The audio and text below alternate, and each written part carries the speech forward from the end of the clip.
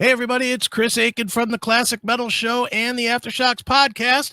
And I know you want to see this next episode, but right before we do it, just want to remind you that if you have an Amazon device, whether it's a TV or a Fire Stick or Fire Cube or whatever it would be, a Firebox if you're old school, make sure you add the CMSPN to it. Just look up CMS Podcast Network on your Amazon device, add the channel, and you will get every episode of all 4 shows for free right there on your TV. Make us part of your TV viewing every single day and night. All right. It's the CMS Podcast Network, cmspn.com, and it is now on Amazon. So get it. All right. All right. Here's the episode you came to see.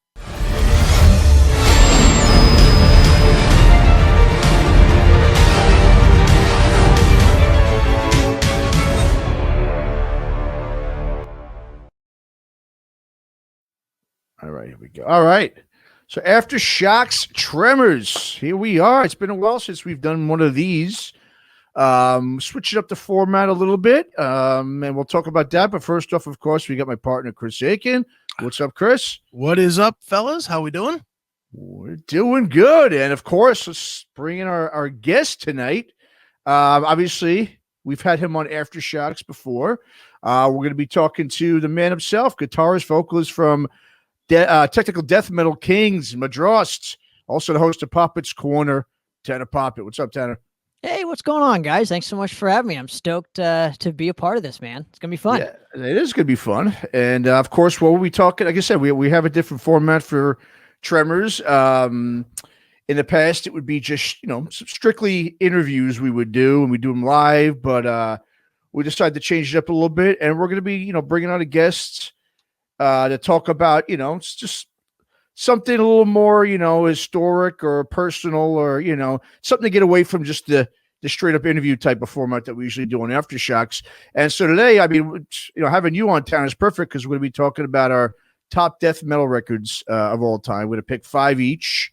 And we're just going to, see what, death metal. It's one of those, I mean, it amazes me when I think of death metal. And how far it's come. I mean, just starting out as this real extreme genre that was so, far beyond any other genre in metal at that time. I mean, just so extreme.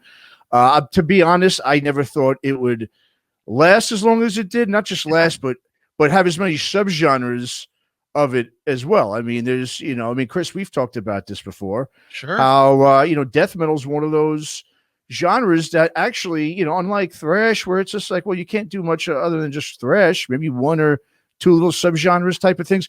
Death metal, there's all types of it. Gore, I mean, there's, gorecore, there's, grindcore, there's technical death metal, there's melodic death metal. I mean, you could go out, so much deathcore.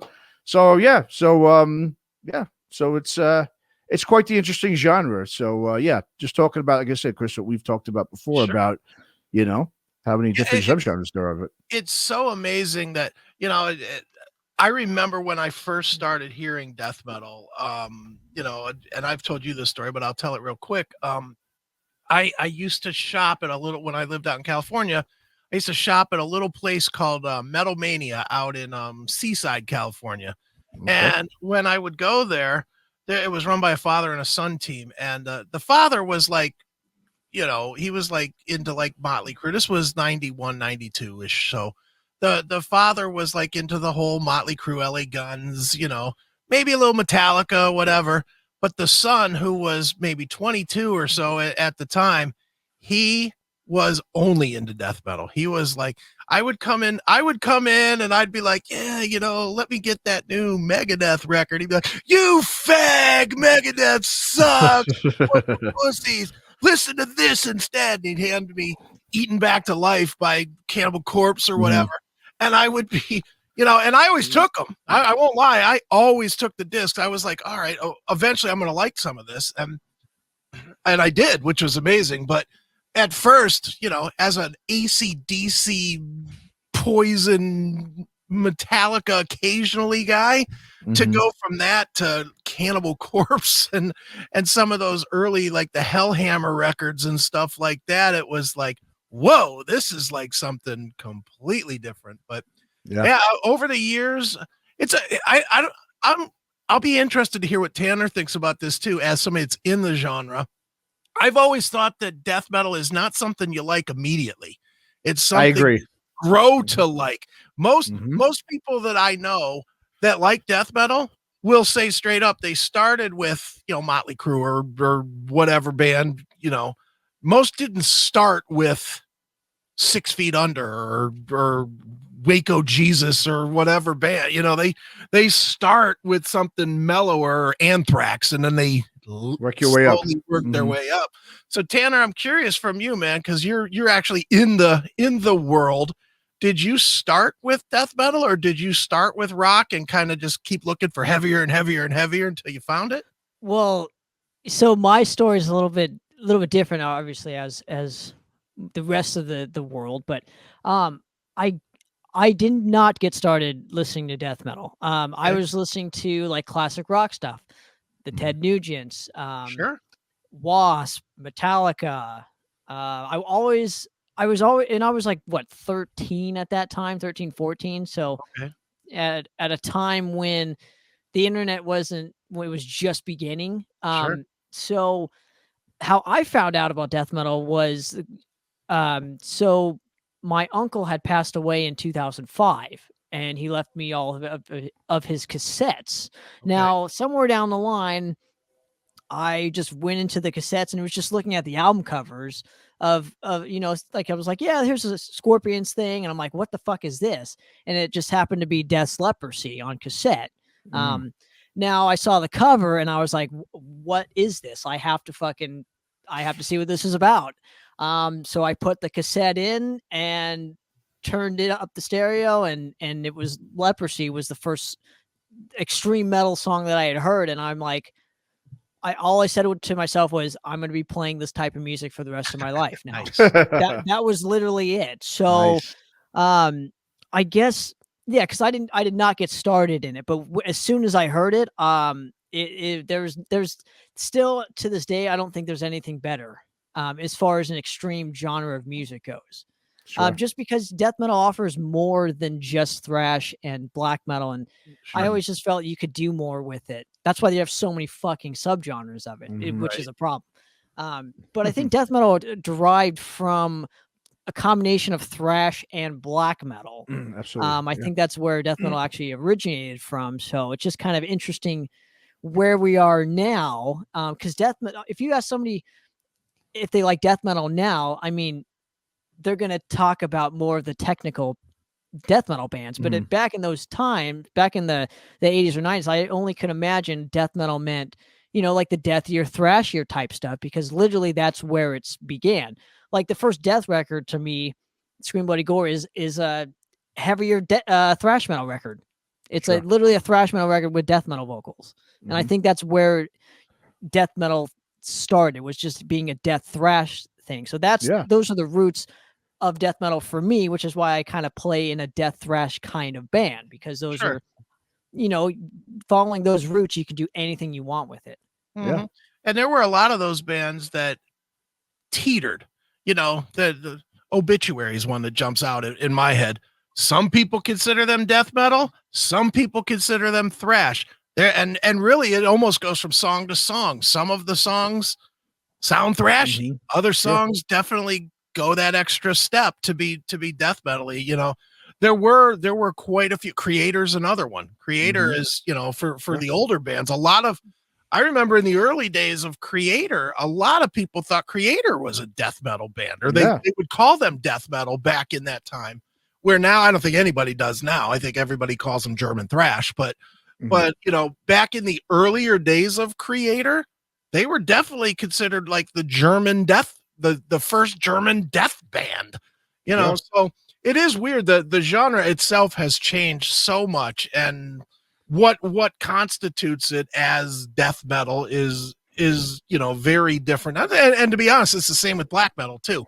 You listen to all the Bob Nalbandians of the world, and they'll tell you that black metal was Venom, man. It was Venom. And meanwhile, Venom does not sound black metal at all compared to Bork Nagar or whatever you want to go to, these days. So, it's it is interesting how this genre has developed and grown, especially for a genre that so few people were willing to give a chance back when it started, you know, and I think I'm the old head here of the three of us to where I was there when, you know, I was right there in the metal scene when death metal really took its start. And there were people were like, nah, that's not music. Yeah, you know, you could even, you know, Sepultura, for instance. I mean, Morbid Visions, that first record was real deathy. And yeah, you know, like I got into death metal, or when I first heard death metal, as you alluded to earlier, Chris. Yeah, when I first heard, I didn't know what to make of it. I was just getting into a lot of the heavier thrash stuff, like the Sepulturas and the Sodoms and all that German, you know, thrash stuff was a little bit darker and a little bit blacker. And for me, when I first heard it, it was interesting. I'd moved from, you know, New York City out to the suburbs in high school, and I never heard of death metal before. And I wound up befriending a guy I worked with, and we went out, we had beers, and he was like, yeah, you guys like metal shit, you got to hear this stuff. I'm like, oh, what is it? You know, I'm expecting to hear some type of thrash stuff. And it was, you know, he had like Dark Throne. He was playing, like I said, Napalm Death. I mean, I didn't know what to make of this stuff. You know what I mean? I was like, what is this? This is just over the top. Not so much just even musically, but I mean, the guttural vocals obviously were just, you know, different. It was, you know, obviously it's, you know, earlier death metal was devoid of any melody. Right. Lyrically, it was all gory, you know, gore and occult based sort of stuff. And, you know, it definitely, like you said, it's sort of, when I first heard it, I did not like it. I had really no interest in it. It wasn't until I really got more into extreme stuff little by little that I grew into it, where I actually understood it. Now I was a little bit more advanced, listening to the extreme music where I could understand it. You know, where at first you just put on death metal for them, when they hear it, they're gonna be like, what the fuck is this? You know, they'll have no idea. So it's yeah, it's just interesting how, like you mentioned, it's a lot of people sort of grow into it. But like, you know, like you said, Tanner, in the case like in yours, you grow up with this genre already. It's been around it, you know, for 10, 15 years or whatever. By the time you probably started listening to it. So you're definitely, I was just like Chris. To me, the height of death metal, when it really was peaking, was around 89 to 90 is when it really started cooking. You know, all those bands on Roadrunner that Monty Connor signed, Scott Burns, the producer, they all had that similar sound. It was like, you know, not much bass in it, really high treble, and of course focused really on the vocals. But with Tanner, with you, I mean, I'm interested just to see, when was it that, you know, when you first really, or you for instance found other people around you that really were into death metal. I mean, was it around high school? Was it, you know, earlier on? I mean, it's just because it's been around your whole childhood for the most part. Yeah, but to go off of you guys' point, I'm kind of curious if people felt the same when they heard Metallica for the first time, where it was hard for them to get into it, because it was so extreme for that time period. So it's probably the same if you ask somebody if in the 50s or something, when they've heard Elvis. I'm sure that was like the same kind of thing. So you can apply it to all new forms of music. I feel too, to go off of a point that you made, Matt, I feel death metal peaked at like 93, 94, because most of the great records came out around that time. And then after 95, it was over. Well, like around 89, 90 is when it really, I mean, it was selling a lot. It was starting to get more notice from a lot of major labels, wanted to, you know, either sign them or at least distribute these records. You know, Earache, I know, had a distribution with Columbia, you know, and they started like seeing I mean, it was selling. It was huge around 89, 90. But you're right. My favorite time of death metal was, right, you said, between 93, 95 is when I thought that was the best time for death metal. Absolutely, I agree. And to answer your question, I was in middle school when I first discovered death metal. Okay. And so you had a lot of time to grow with it. Yeah, but I heard it at an early age to where it impacted me a little bit more. Like you said, you went out for a couple beers, so I'm assuming you were in your 20s when you first heard it. So no, I was you're 12. He was 12 drinking beer. I was 15 or 16. Yeah, no. So I mean, going off of that, I think it really depends too when you kind of discover it. True, good point. Yep. Because you've experienced life a little bit more than, say, I would have around that time. But yeah, well, you know, it's interesting though. Hearing this, Tanner, is because it was established, you were able to listen to it in middle school. There you go. For me, and I mean, I would have been in middle school in like 79, 80, like I said, I'm older, but I know for a fact, if I would have brought home Eaten Back to Life, Cannibal Corpse, as a 13-year-old kid, I would have probably taken an ass whooping from my dad, and I certainly would have had that cassette thrown right in the trash. There's no doubt about. There's no way my parents were going to let me listen to something like that. I can remember one time I bought a bootleg of Motley Crue, a bootleg album of Motley Crue playing some concert somewhere, and I was playing it in my house, and Vince Neil said something like, "Are you fuckers ready to go?" And my dad heard it, came right in, took it right off the record player. We're not having that kind of language in here.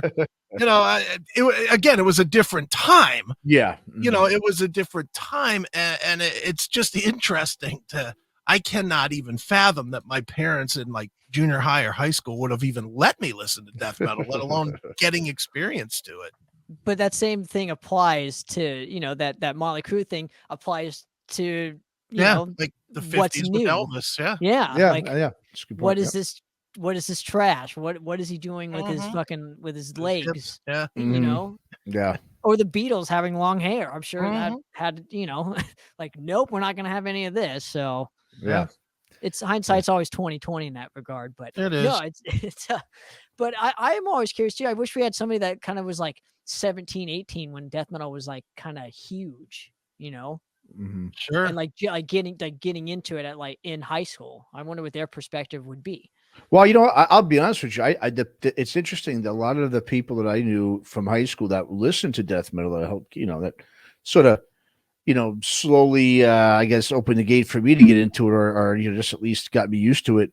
They don't listen to it anymore. In fact, a lot of them don't even listen to metal. And it's I remember the guy who first introduced me to it. I mean, he was, huge. He had everything. Imports, everything you could think of. I seen the guy about 4 years later.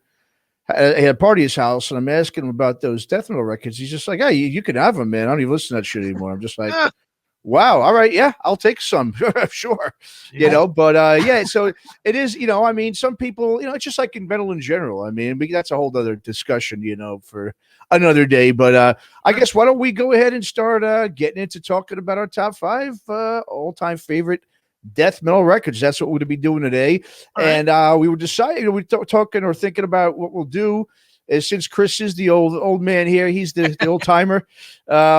We'll start, working from, earlier to later, because I think it's just interesting to see sort of the I'm interested just to see what really Tanner's is, because for a guy who's had that many years, you've got, full of death metal. I'm interested to see really what's your favorite records. Are they classic ones? Are they more recent bands?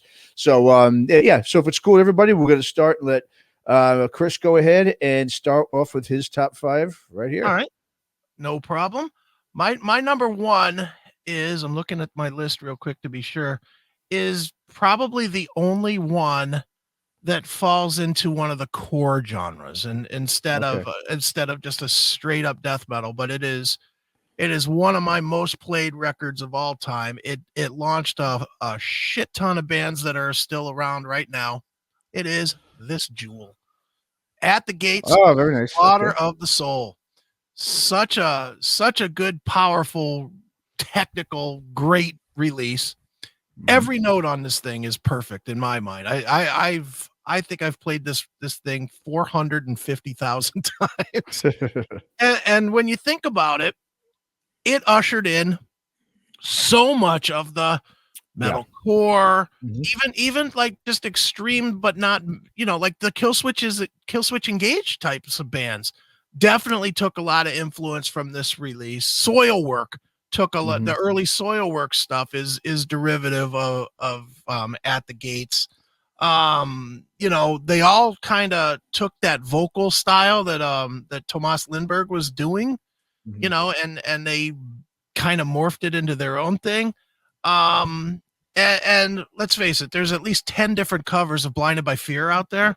So it obviously influenced a lot of people, you know, as far as the genre goes. So for me, my number 5 is At the Gate, Slaughter of the Soul. Good choice. You guys Yeah, fans?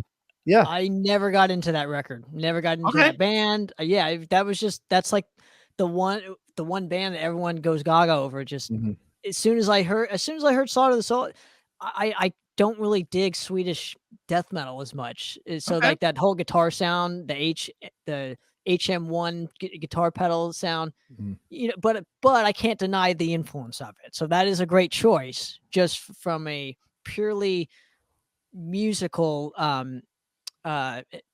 standpoint. Sure. Yeah, they never grabbed me either. I do like this record. I mean, I get same thing. You can't deny their influence and what they obviously they opened up the whole melodic, the Swedish melodic death metal, no doubt. And I remember first hearing this. Yeah, I mean, probably in the mid-90s there. At the Gates in general, and it was different. I remember being like, "Wow, I really couldn't believe the station. It's this big station that we talked about a little time back in New York, New Jersey, called WSOU, and they would play the shit out of that band." And I do like it. I definitely. I mean, it isn't one of my tops, but it's a solid album, and I'm a fan of At the Gates. I think they're a solid band. Sure. Yeah. It's interesting. You said it probably why I fell for it too is it was different. It Mhm. was different Very than different. anything else I had heard at Yeah. the time. And me as a musical carnivore that is always looking for something different and new and interesting, it was the first change up I had heard of something so heavy, which Mhm. which is probably why I gravitated to it. And it's interesting because I really don't like At the Gates other than this record. Oh, wow, okay.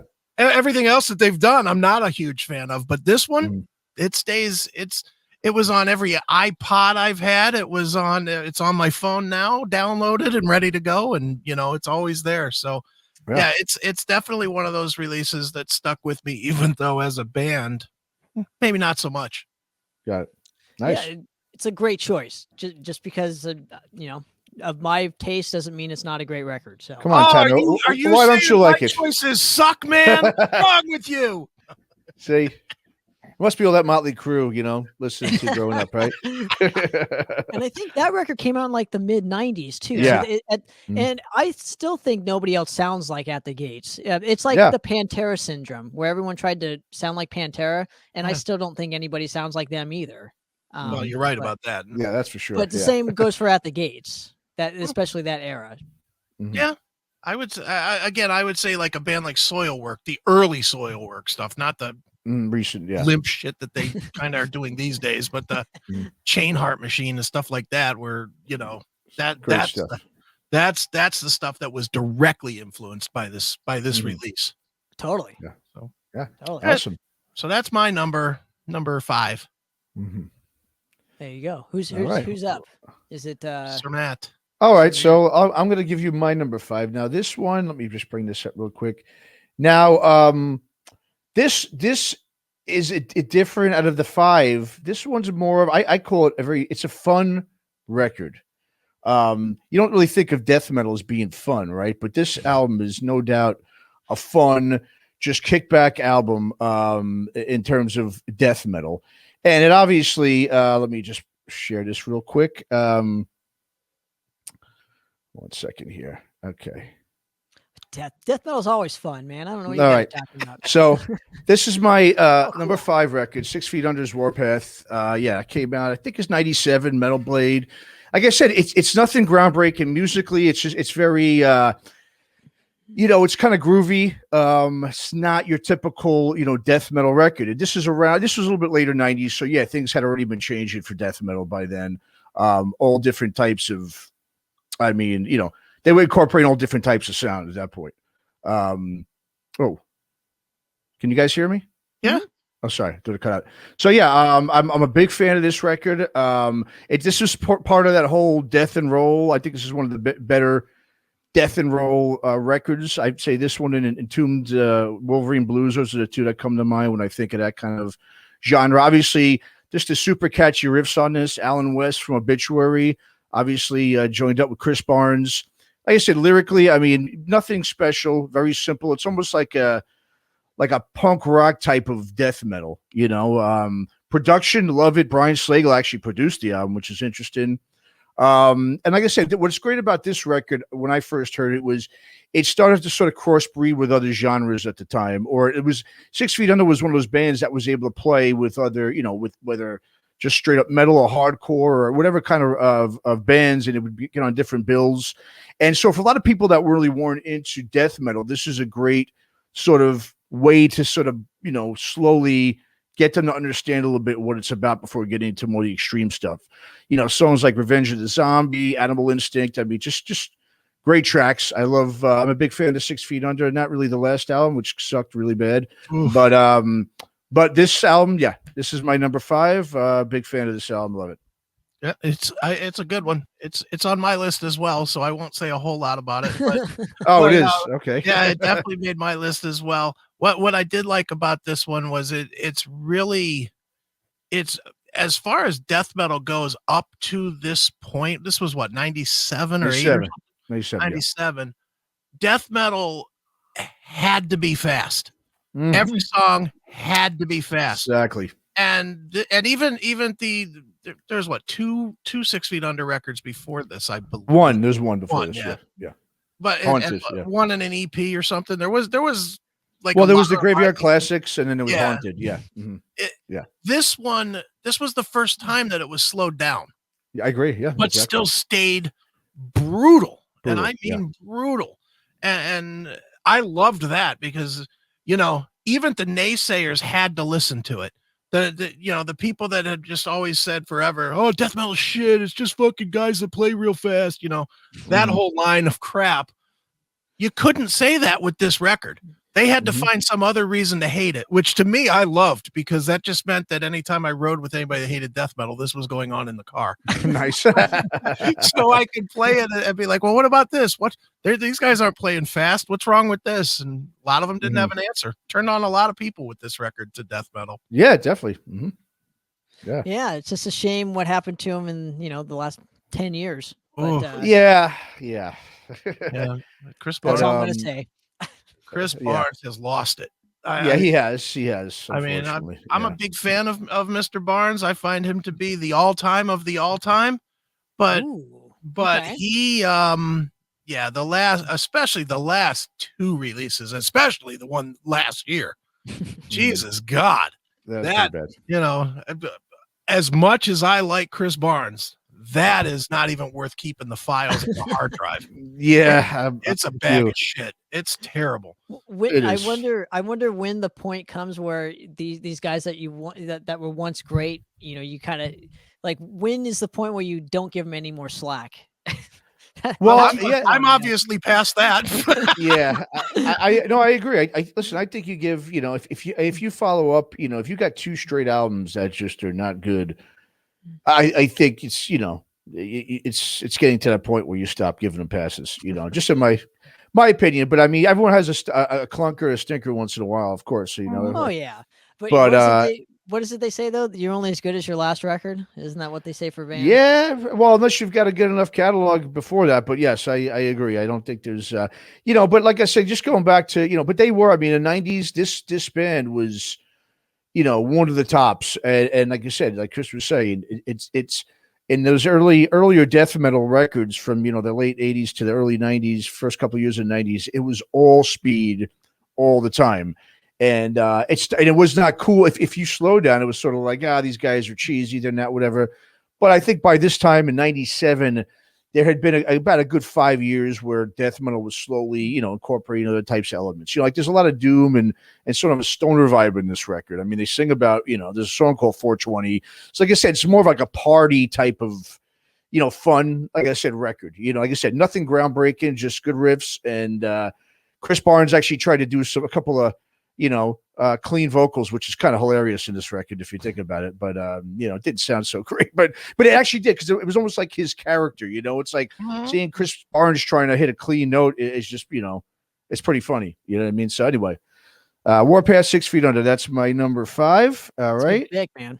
All right, and up next, Mr. Tanner. All right. Well, I'm just going to warn you. My top 5, I put it in chronologically order. So I put it when it came out instead of, because I don't. Your rank. Gotcha. Yeah, instead of ranking them, I put them when they came out. Okay. Now, people like to argue that this isn't a death metal band, but in my opinion, you couldn't be further from the truth. This band literally started death metal, and I'm going with Possessed Seven There you go. Churches. So, Very good. um, Bay Yeah, it's death Area. metal. It's death metal. I'm sorry what people. I know the media has like severely diminished this band's efforts in extreme music by saying they're not a death metal band.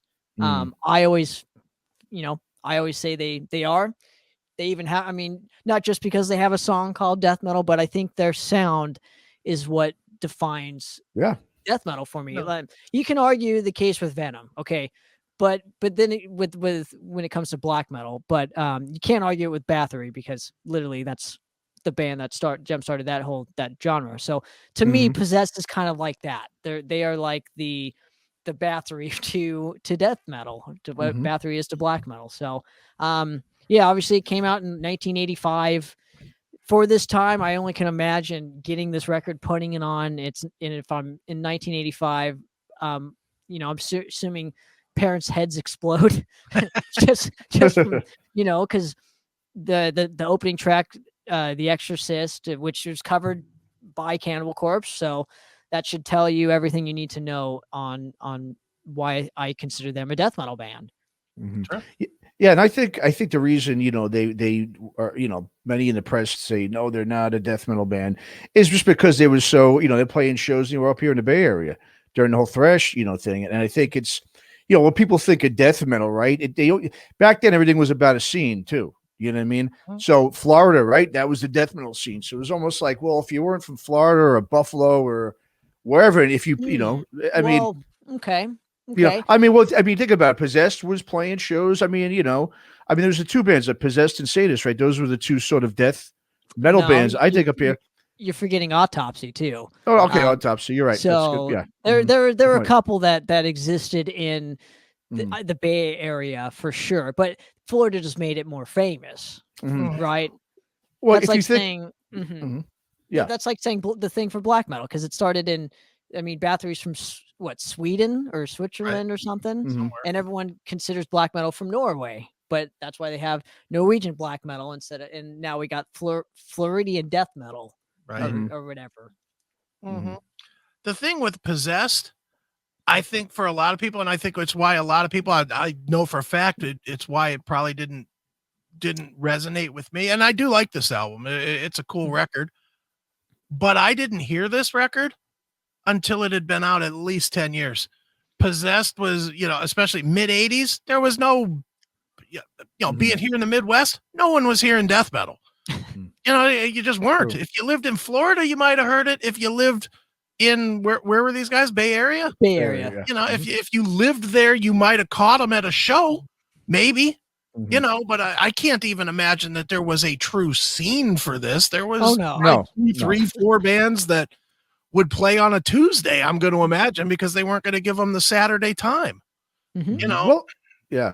It's one of those, these guys are, and I think that happens a lot with the early innovators of any genre, is you don't, most of the world doesn't discover them until way, way later on, because of that, because it's not, mass heard. And therefore they're not considered with the regard that they should be regarded with. And I agree that, this coming out in 85, if it would have come out in 90 against, some of the Cannibal Corpse stuff and whatnot, they probably would have been considered a much, much bigger band at that. Just based on the time period alone.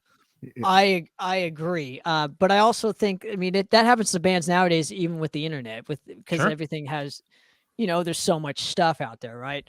But for this time, I only could imagine when this came out, just how many people were like really thought this was like the most satanic thing imaginable. Well, and I think this album really got its due within the last 10 to 15 years. I don't really think prior to that, I mean, I wasn't hearing Possessed. I knew about Possessed. My buddy was a fan, and obviously, you know, I knew about them, and I've heard this record, you know, years ago. But a lot of people, it was only recently, I'd say last like around 15 years, where people started talking about this being the first, you know, death metal record.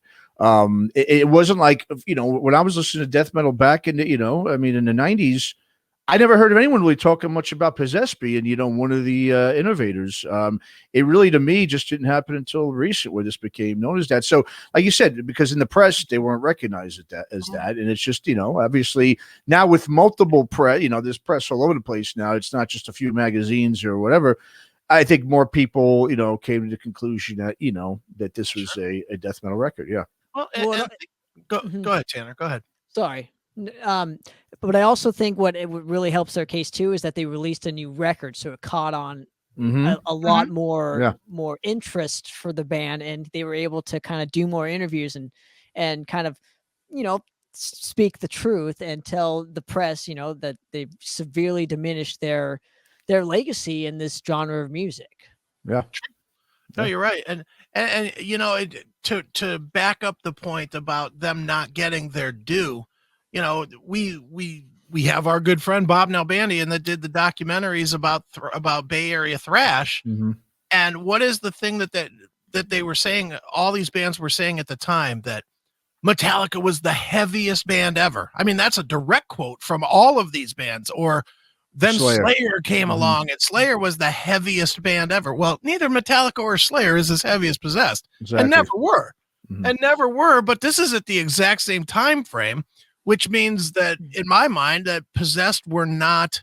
They were probably so heavy that they were aced out of the gigs and the discussion when, you know, when Exodus, Slayer, and Metallica were running the club scene.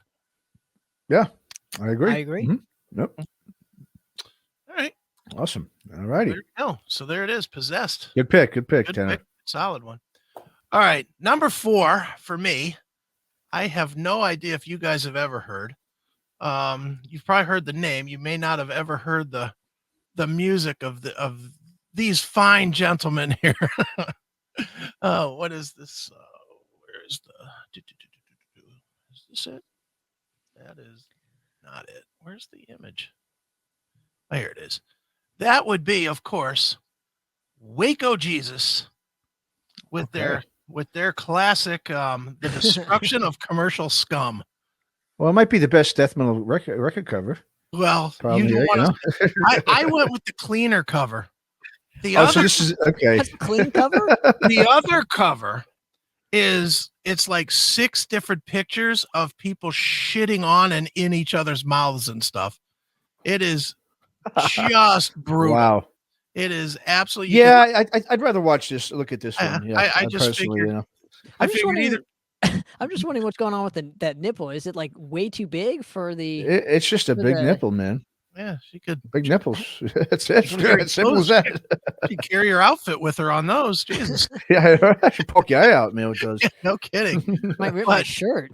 The story behind Waco Jesus, I didn't know these guys from anything. I used to help a promoter here in Cleveland, named Mitch Karszewski. He used to put on a yearly festival called the World Series of Metal. It was a 3-day festival. It was in a relatively small club. I mean, the club had 2 rooms, one that holds probably 600 people maybe, and then another that at the time I think held like 1,400 or 1,500. That was like the theater. And he had surprisingly big bands that would play this thing for, basically a very small room. Like one year was Megadeth, another year was Anthrax, another year was Dokken. They had big bands that played it, but it was 3 days. And unlike other metal festivals that I've been to, where it's like, okay, even at 3 days, it's still like 30 bands. This was the real deal. This was 3 days, 75 bands. And I mean, you came out of Sunday crawling. It was brutal. And he fleshed it out. And God bless Mitch. He's passed away now, but he would bring in all kinds of death metal. And truth be told, I don't know if it was because I doubt it was because he was a fan. I think it was probably just because they would come for cheap so that he could bring them into play while he could, pay Megadeth mega money to play in a club. So he had all these death metal bands, and I discovered this band that way. I watched him, I saw him play, and was like, whoa, these guys really smoked. I mean, they were like really harsh and really heavy. And then kind of the on the side of where the second stage was this kind of like an auction sort of a thing where you could just walk around. It was almost like a music fair where you could just walk around and just buy albums, cassettes. I don't remember if CDs were even out at the time. If they were new. And I just remember walking through there, and I ran across the guys from Waco Jesus selling their stuff, and they had this album, but with the really harsh, awful shit cover. And I just remember picking it up, and I was like, "Wow, what nice present for grandma, dude!" Yeah. I ain't gonna lie, I went right to the pocket and pulled out a 10 spot and bought it on the spot. I had to have Nice. vinyl. I bought it on vinyl. Wow. Or on cassette, or I don't. It was whatever they were selling it on. I bought it. it's like I don't even have it anymore. I have the tracks, but I don't have the physical anymore. But this is an extremely dirty, extremely vile, and it's extremely what death metal is supposed to be. As far in my mind, it's supposed to be vile. It's not supposed to be pleasant. It's certainly set that standard. And the thing with them, they're still out there today. Well, Waco Jesus is actually still touring and still playing, but the shock value is gone now. It's you can't do that. You can't do this forever. You can only do it once, maybe twice. If you're Steel Panther or something like that, maybe you can carry that on a little longer. In the death metal world, it just doesn't play. Sure. It just does. Even a band like a Cannibal Corpse now, people don't even really care what they're singing anymore because the shock of it is gone. Sure. So then you have bands like this releasing fucking murder photos on your cover. Right. So. Yeah, exactly. Last Days of Humanity. It's literally all fucking right. Mm-hmm. Yeah. So for me, Waco Jesus, number 4. Are either of you even familiar with Waco Jesus? I do not know them. What year did it come out? What year was that? 94, 5, something. Okay, so it's around that time. Okay. Yeah. So this was right around the time that like kind of gore grind was just getting started with like bands like Regurgitate, Last Days of Humanity, and bands of that caliber. So I mean that was shock value back back it then. Was back then it was definitely definitely shocking to say the least. Yeah.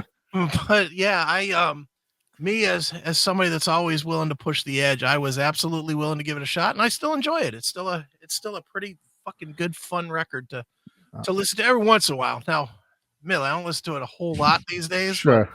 But every once in a while I pull it up and throw it in. So certainly a pretty album cover. So yes, that one is one of the best looking album covers of death metal probably ever. That one might be. But it might be. I'll give you guys and the listeners your homework. Go and look it up and find the alternate cover. You will not like it as much as this one. So there you go. All righty. All right. Well, my next selection is probably the only one I have that's considered an all-time classic. This one is, and this is definitely an all-time classic. It doesn't really get too much better than this one right here. That's symbolic. I mean, I don't know what else really to say about this one. I mean, to me, it's just the most balanced thrash, death, progressive, whatever you want to call it, mix of any death metal record. Obviously this is what I think their 6th record, Death. Just lyrically, I mean, Chuck just brilliant. I mean, Gene Hoglan's drums, geez. I mean, this is probably one of my favorite top 3 like drum performances of any album. And what's amazing on this record, Chuck goes out there, he's got Gene and takes, gets a bassist and a rhythm guitarist off the street and puts out probably, arguably, but I think, the best album they've ever done. I mean, production and mix, just that, the title track, when you just hear that, intro riff there, it just sets the tone for the whole record. To me, it's just a perfect death metal record. And it really is, in my opinion. I mean, I don't know how you guys feel, but it is one of, if not the, to me, first sort of death metal records that started, putting incorporating melodic elements into it. There wasn't really much before this where you were hearing any melody, and I mean, death metal was always about devoid of any melody, and to me, this record is what really, like I said, it's a perfect record. I just, I don't know what to say. I love it. Yeah. My number 4. I no argument here. I had a couple that I listed as honorable mention, and this one was one of them. So yeah, okay. Love this one too. It's interesting though how many people don't list this as their favorite death record. To me, a lot of people lean toward Human or Leprosy or I'm with you on this one. This is a damn good. And really, in my mind, did Death really do a bad record? I don't know. No I don't think so. No way. I think Chuck could have surrounded himself with anybody, with drum machines and and bass tracks and made it still special. The guy was an incredible talent, and even today, where he's regarded as an incredible talent, I still don't think he gets near enough of the. He's never listed in the top 10 guitarists, which he should be. He should be. I agree. He's. And I don't want to be too morbid here, but I guess we're talking death metal, so it's okay. Considering that he died young, he should be listed higher. He should have that legendary status, and I don't know why he doesn't, other than he didn't have a, Cowboys from Hell song that everybody knew. Yeah. Well, I guess you can argue with the Philosopher if you really want. The problem is they didn't do a lot of music videos too. True. They literally only did Lack of Comprehension and the Philosopher.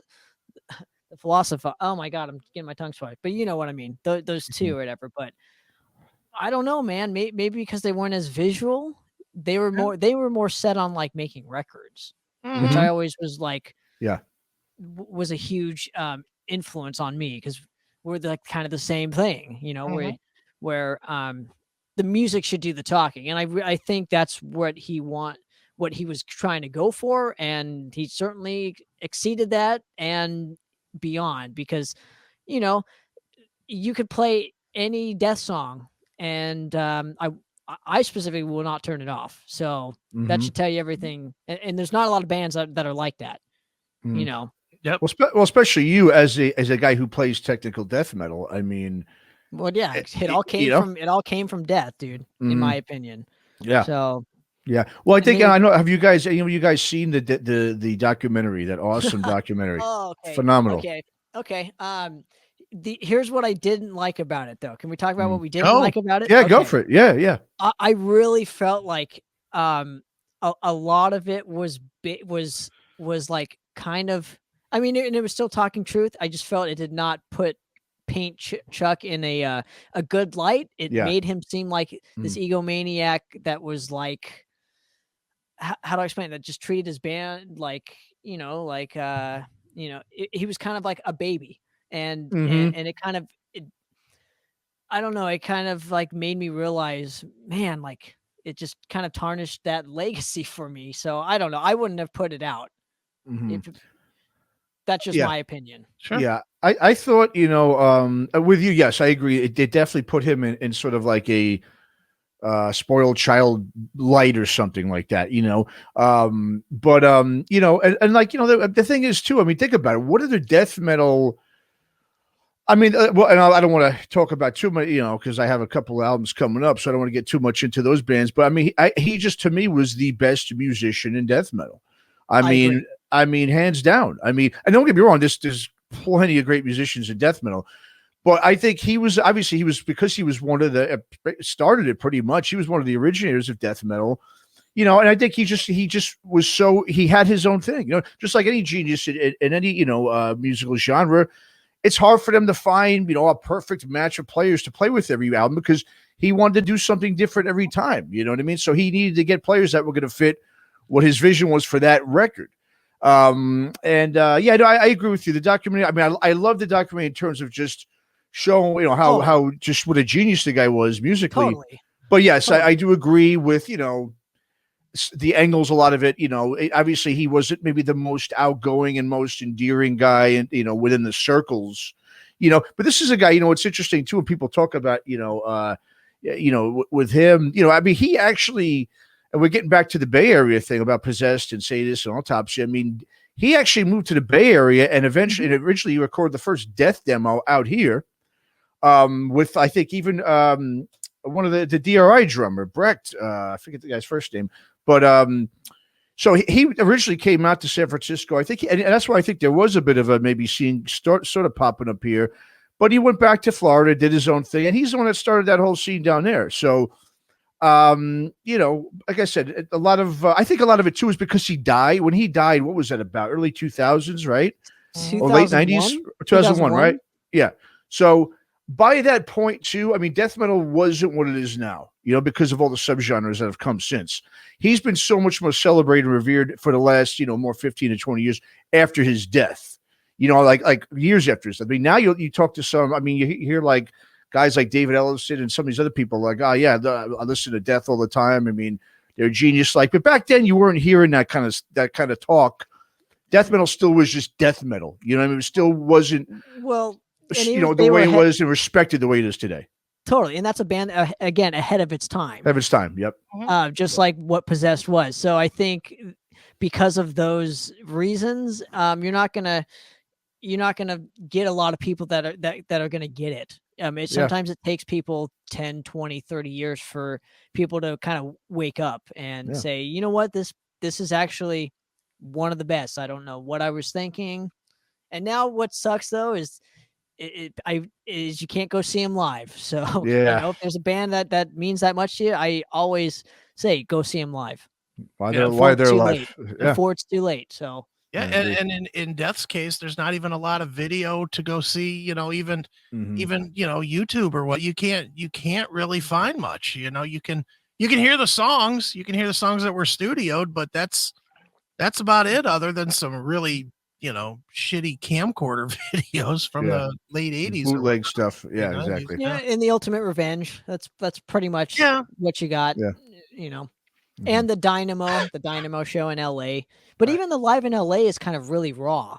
But it still works. That was just well, the live in LA, isn't that what it's named? It's like Death and Raw? It's live in LA. Yeah, Raw live in LA or whatever. Right. But it rings true. But talking about Symbolic, I really love that he influenced more clean guitars. I love when death metal bands incorporate more cleans, man. I feel there's an ebb and flow to music, and I think Chuck really embodied that for me. Was his musicality, his vision of what music should be, and that's probably one of the most important things. It's like what Eddie Van Halen was. That's what that's the kind of the influences of those two guys for me. Yeah, and towards at the end of his career there, before he did pass, I mean, he didn't want to be a death metal guy. That's why he changed the name, right? And did Control the Night. He just didn't want to be really associated because once again, you get pigeonholed, of this because you're in this, this corner over here. And he was so much, more, like you said, ahead of his time than any other, death metal musician and stuff. So I think that was one of the reasons too, why probably in a lot of the circles, he's not, like you said, it took a while for him to get celebrated. Or like you said, in that documentary, he got kind of put in a bit of a negative light there, which was unfortunate, but great album and one of the best all-time musicians in metal. Yep, yeah. sure. All right. No argument. Okay. So this one might be a little bit more up your guys' way, but I still really feel, again, maybe because their third album was kind of not like their first two, maybe that kind of lost, a bit of light, but I'm going to Chicago. I'm going with the first Master album, Paul Speckman.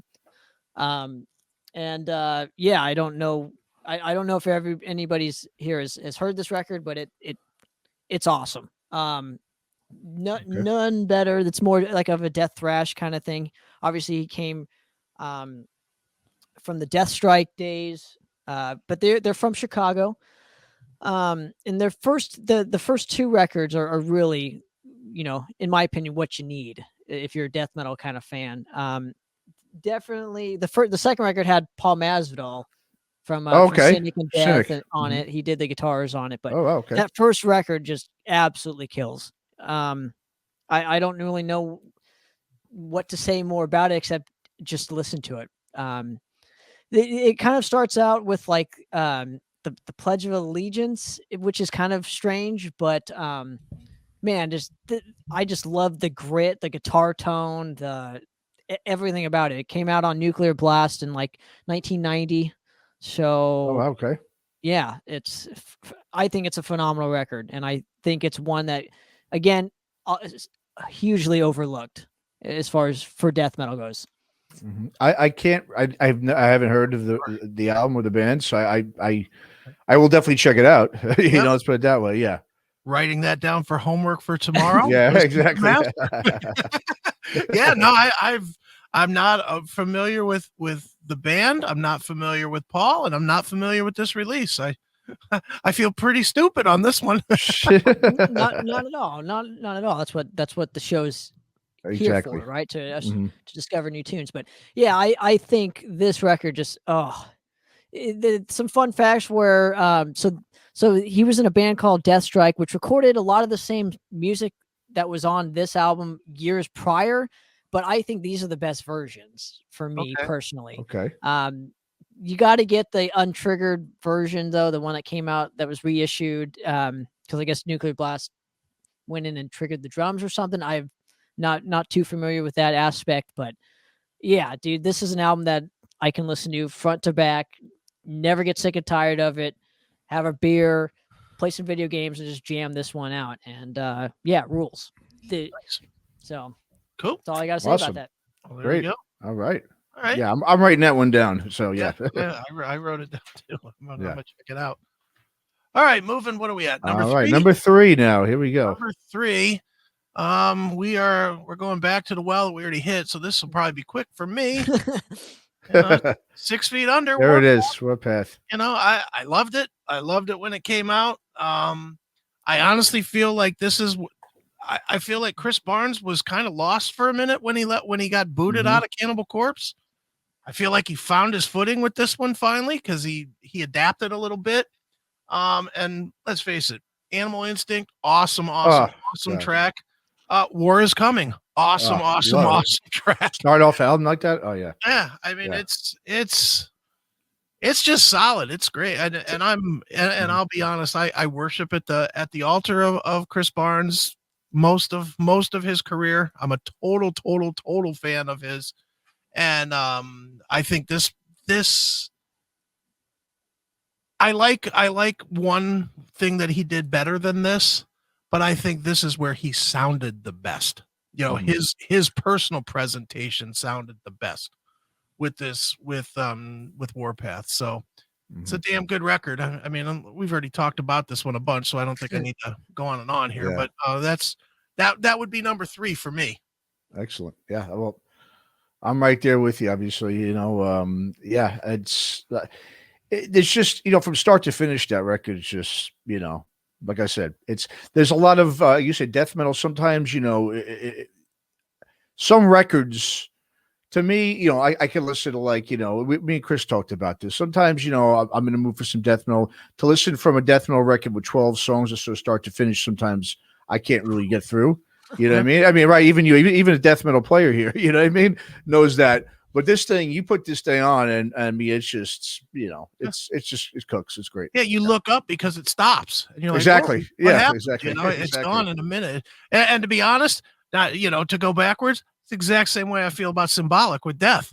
Mm-hmm. Put that one on, and it's like, boom. It's like, wait a minute, I've only been listening to it for 5 minutes, and literally it's been, 48 minutes or whatever that album is.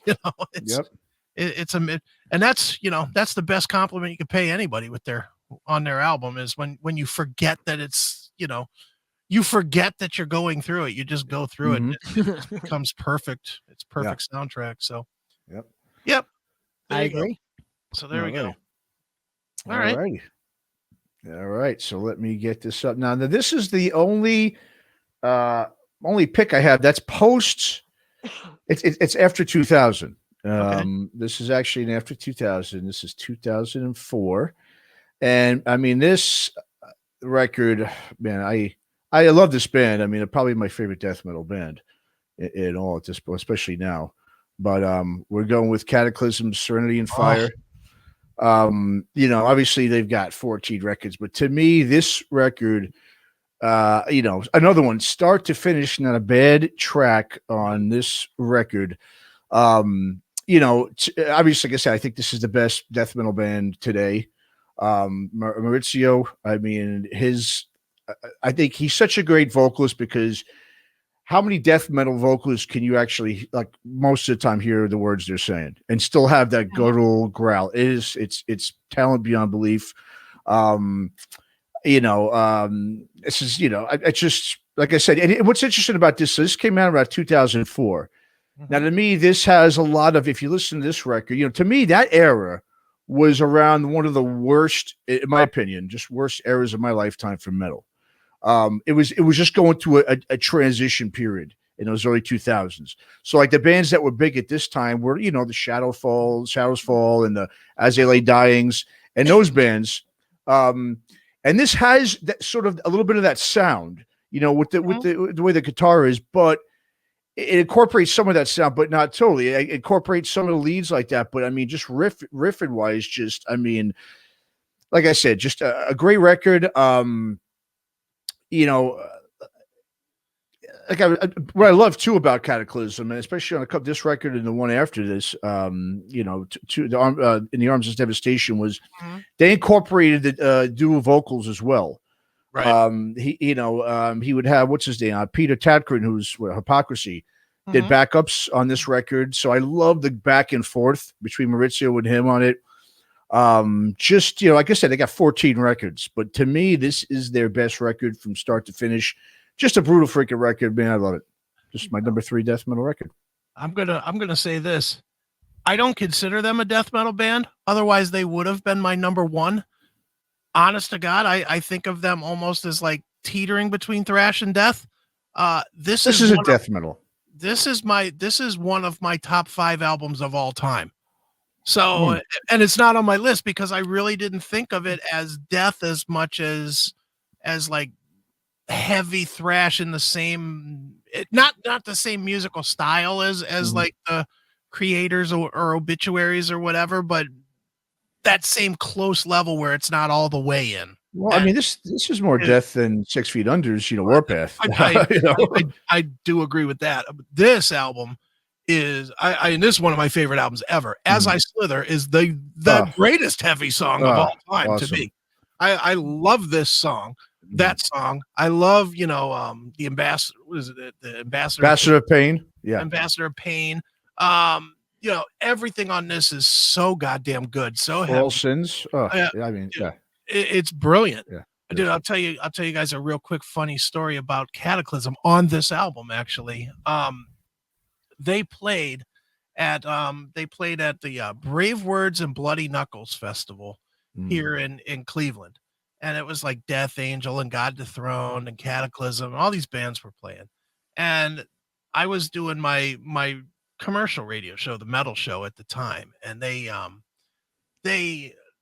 promoters, Metal Tim and Mark Roman and whatnot, they had asked that those, all of the metal DJs in Cleveland would come out and support the show and come out and do stage intros and whatnot.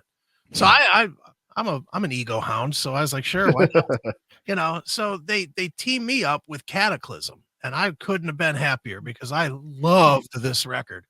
And so this was the same time frame as Saint Anger was out, I believe. I think it was Saint Anger. 2003? This was 2004. So it was right in the same time. So they asked me to do the stage intro, and I was like, okay. So I'm backstage hanging, and Mauricio's there, and the drummer. I forget the drummer's name on this album. But I'm talking to those guys, and they're just thrilled just to be there, and big full room and whatnot. And I was like, well, what do you guys want me to say? Do you want me to intro your album, or what do you want me to say? And they're like, just do whatever you got to do to make the crowd loud. Just make them loud. And I was like, okay, cool. So I go out on stage and I'm like, are you guys ready for the greatest fucking band in the world? And I do all that and I get people screaming, yelling. I was like, these guys aren't pussies like Metallica recording that shitty Saint Anger. This is a real fucking band. Everybody goes crazy, right? Everybody's like, whoa, and then I bring them on. And I mean, I'm screaming, they're screaming. They come running on stage and just kick it in. And I come off and immediately start getting berated by Tim and Mark Roman because they were actually in negotiation of some sort to have Metallica do an interview with Brave Words at the time. Wow. Oh, shit. And they were afraid that it was going to somehow get back to them that at their festival that somebody was bad mouthing Metallica. Oh, shit. But yeah, this you know what? I'm gonna say lack of planning on my part because I'm honest to God, this is one of my top 5 albums of any style ever. Serenity of Fire is unbelievable. Great record, yeah. And I'll write it down. And I'll put Shadows and Dust and Arms of Devastation and Prevail and of Ghost and Gods. All of them are great. I'm a huge Cataclysm fan, my friend. Well, yeah, my this record's interesting. I was actually interning over at Nuclear Blast when they had their offices in Hawthorne with Century Media. Sure. And I was, working in the publicity department. Yeah. And this was one of the ones that I see. I mean, I just saw it on the table. I'm like, I'm picking this bad boy because I knew of them, but I've heard stuff before. But I really think this is when they started kicking in. I mean, really. And then from there on, like you said, they just started, launching forward. It just became, I think, like you said, one of my favorite metal bands in general. Obviously, yeah. I'm with you, Chris. One of my top metal albums of all time. This album, it's fantastic. And yeah, Tanner, definitely, I think you'll like this one. Yeah. I think you'll enjoy this one. I'm waiting for Tanner to come on and go, you know why this album sucks? I know. Am I going to be that guy? Is that what I am? You're the musician, man. So yeah, you have more. Hey, look, all me and Matt hear, all Matt and I hear is, the notes. You actually hear and go, all right, well, maybe you should try A flat instead of this, or maybe you should down tune or whatever. I feel like I'm Lester Bangs here or something. Right. All righty. So yeah, all right. Number 3. All right. Yeah, I'm gonna have to get. I always thought they were more of a core band because of the logo. I never got into Cataclysm because. Oh yeah, that's Death. You'll listen to that album. You'll like them. Start with that one. The only problem with starting with that one is you might not want to go anywhere else after that. Yeah, exactly. Dude, that's 2004. I know that I love albums like that, dude. I mean that's 2004, and that still gets played by me. Probably at least once a month. Once a month from start to finish. It's that good. 15 years later or whatever? 17? Oh, it's going on 17. Jeez, wow. 17 years. Yeah, I was like, Jesus. That's a great one. Yeah. Wow. Okay. I'm glad I wrote it down. There you go. All right. So this is this record is important to me as this is probably top 5 for me. Just of all time in any extreme, any metal record, because they were doing it at a time where, nobody was doing this stuff. And they were kind of, they changed their sound a lot. And one, of course, I'm talking about is Death's Human. I had to go with Human. I almost picked Scream Bloody Gore because those are my top 2 Death records. But I really, honest to God, I think this is when their musical peak hit for me as far as the drums go. Sean Reinert's blistering double bass influenced Gene Hoglan to do Individual Thought Patterns and Symbolic. So I think without this, you don't have those records because it really influenced a lot of musicians, especially in the drum department. But also Chuck was doing, he was adding more melody. I know you guys had said, you didn't think that bands were adding melody, around death metal until like the late 90s. But I would argue that case in point, this record, just because, you know, like songs like Secret Face and Vacant Planets and Cosmic Seas, you know, so a lot of melodies is going on during this record. I wish the bass was a little bit more turned up, in my opinion. That's my only critique on it, because I think Steve D is one of the most, I would say, overlooked and underrated bassists in metal. Period. I don't ever hear a lot on Steve D, and I think he's fucking amazing. I agree.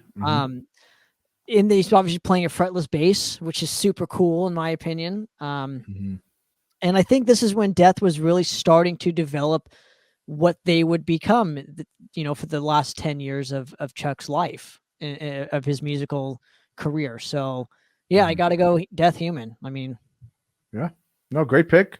You're a big Masvidal fan. Obviously, you got 2 records now with him on it. In your top 3, right?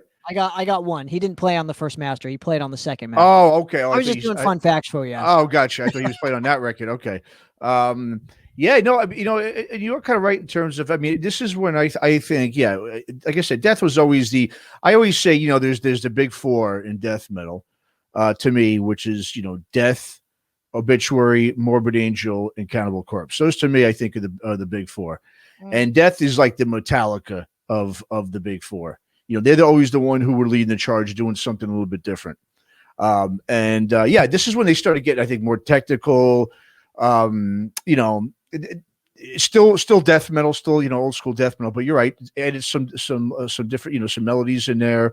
You know, and like you said, that was definitely new for that, especially that period. This was what, 91, I believe. Yes, right. Human came out. Yeah. So yeah, no, I like I said, I mean, I could probably, you know, if most Death records would be in my top 10, you know, all-time death metal records. You know what I mean? It's just, yeah, exactly. It's really hard to pick them. It really is hard to pick. You know, but yeah, so I mean, there's nothing wrong with this at all. I mean, like I said, any Death record in a top 5 to me is gold. So yeah, great pick. Yeah, great record. I'm gonna piggyback on the Steve D talk, because I'm a gigantic fan of Steve D. My favorite thing that he ever did was a record that I don't know if anybody even remembers, was that Sadist record, Out for Blood, and somewhere. That record was fantastic. But this guy, you know, he's played on damn near half the records in my collection. I know, right? Testament, or, you know, and such an odd collection of stuff. You know, he was on Testament, but he's also on Sebastian Bach records. Yep. And, you know, he's with Iced Earth for a minute, and obviously he did the James Murphy solo record, and you know, I'm surprised you said that, dude. I'm surprised you said the Frozen Dirt thing. I'm surprised, man. Well, you know, hey, he's in jail now. He can't. It's not like he can sue me again. Oh, is he? Oh, I didn't even know. I didn't even know. Yeah. Somehow storming the Capitol locked him up for a minute, but. Oh yeah. but yeah, I mean, Steve D. Not Steve D's not in jail. No. Schaefer, no. Yeah, but yeah, Steve D is an incredible player, and that really goes into why I think Death. And I agree with you guys. I mean, it would be easy to just say, okay, our top 5 are just all death records. Yeah, that would be easy, and I don't think too many people would actually complain about it either. I don't think many people would be like, "Oh, you guys are just lazy." You know? They'd agree. They'd agree. Yeah, but I think the reason that Death was so damn good was because regardless of who the lineup was, these guys are all the top guy, the top line guy. I mean, Hoagland is considered, you know, one of the all-time drummers of all time. Steve D is one of the all-time bassists of all time. Obviously, Chuck is Chuck. You know, I mean, this was a world-class band that played death metal. You know, as much as they were a world-class death metal band, they were just these guys could have played jazz and they would have been the top of the game in jazz. That's how talented these guys are. And I think that's one of the unmentioned things that people say about Death is they don't actually give credit, I guess, because it's death metal. They don't give credit to just how talented everybody in the band was. And this is their best. I think on this record was their best lineup, you know, no doubt, in my opinion, with Reinhardt, Masvidal, you said Steve D. So yeah, I mean, it's I think the best death lineup for sure. Oh, I agree. I mean, like I said, I think this was the catalyst to the last 10 years of that band's career. Mm. But the reason why I could pick all, top 5 death records, because they did so much in like a short time Mhm. span. They Yeah. literally invented like 3 genres of Yeah. music. It's just, I know. or help steer it in the right direction. But Yeah. Well, they took death metal out of just being this, just super speedy over, just that super extreme where it's like, okay, how far can you go with this? They were ahead of the time. They knew, like, we're not going to do this forever. And like I said, they were just such great musicians that he couldn't limit himself just to do that, and like I said, and he took, he took such a chance, breaking out of that. I mean, at that point, death metal, like I said, it wasn't something that people were naturally gravitating towards. It was something that you had to it was an acquired taste. And, for him to sort of like, kind of, for one of the forefathers, like I said, to me, they're the Metallica of death metal. They were the ones that were not afraid to kind of push the boundaries and just not get stuck in that corner of, we've got to be singing about gore and we got to be playing fast, 99 miles per hour every time we play a song. So yeah, they're just awesome. And lastly, what I'll mention is how important Scott Burns is to extreme music. Oh God, yeah.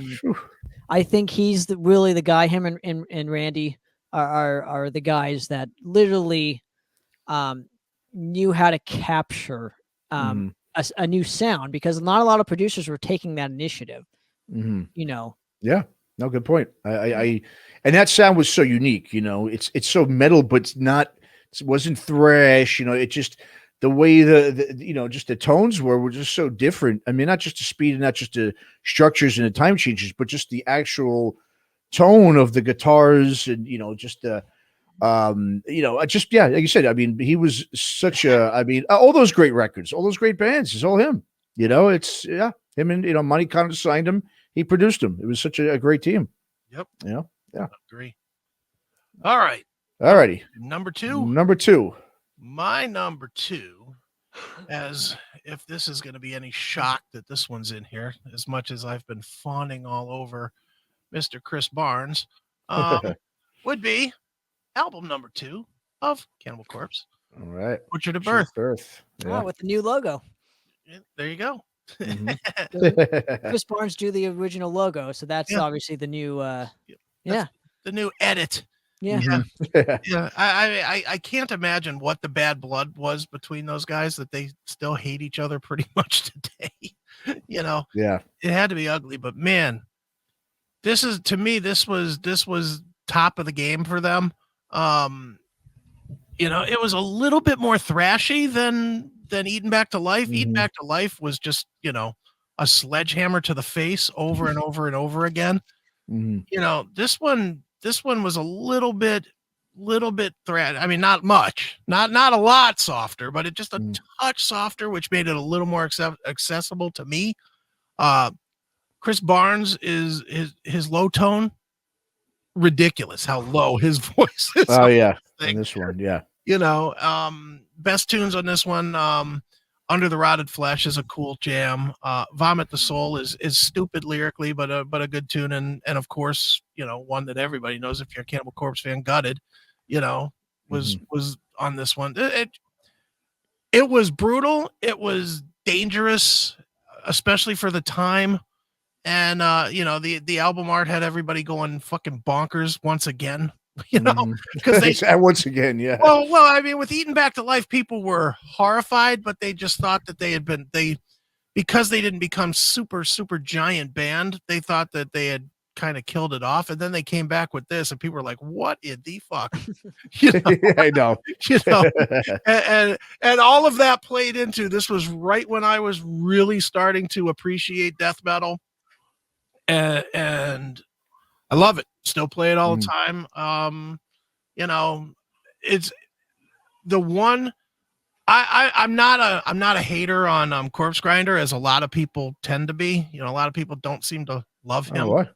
Yeah, they like him, but they always look at it as like Cannibal Corpse 2.0. He's not Chris Barnes. Yeah, they all Thank God. They all hold to that stand. But I actually think this is the one release where the songs from this release actually hold up pretty damn well now. You know, with Corpse Grinder singing these tunes as well as his own, his own stuff, which I think goes back to what I was saying before about it, this being just a little bit thrashier and I don't want to say easier because that low tone is ridiculous, but it works well with Corpse Grinder singing these tunes as well. So Butchered at Birth, that would be number 2 for me. Yeah, I mean, Cannibal Corpse to me, they're going back to this, they're like the Slayer of death metal. I mean, they're consistent. They put out a record every 2 years. They're the face of death metal. I mean, they've been the old school. I mean, we talk about, of course, Death, being, I think musically was the best, in terms of technical, and maybe songwriting and doing different arrangements and structures. But Cannibal Corpse, like I said, they're like, yes, we like our corner. We are going to be the death metal band. Yeah. And they've done it now for 30 years, 30 plus years. Obviously, yeah, this is a better album, I think, than Eaten Back to Life. Great record. Like you said, Barnes's vocals, deeper. It's just a shame, obviously, like you said, I don't know whatever happened. You never hear about really what happened between the two, the camps, obviously, you basically said everything in there. So fan of this record and great pick, man. Absolutely great pick. I would strongly disagree with the the thrashiness on this record compared to Eaten Back to Life. I thought really this was the first time they incorporated blast beats in their music, because Eaten Back to Life did not have blast beats on it. It was all dot, dot, dot, dot, dot, dot, dot, dot, dot, dot.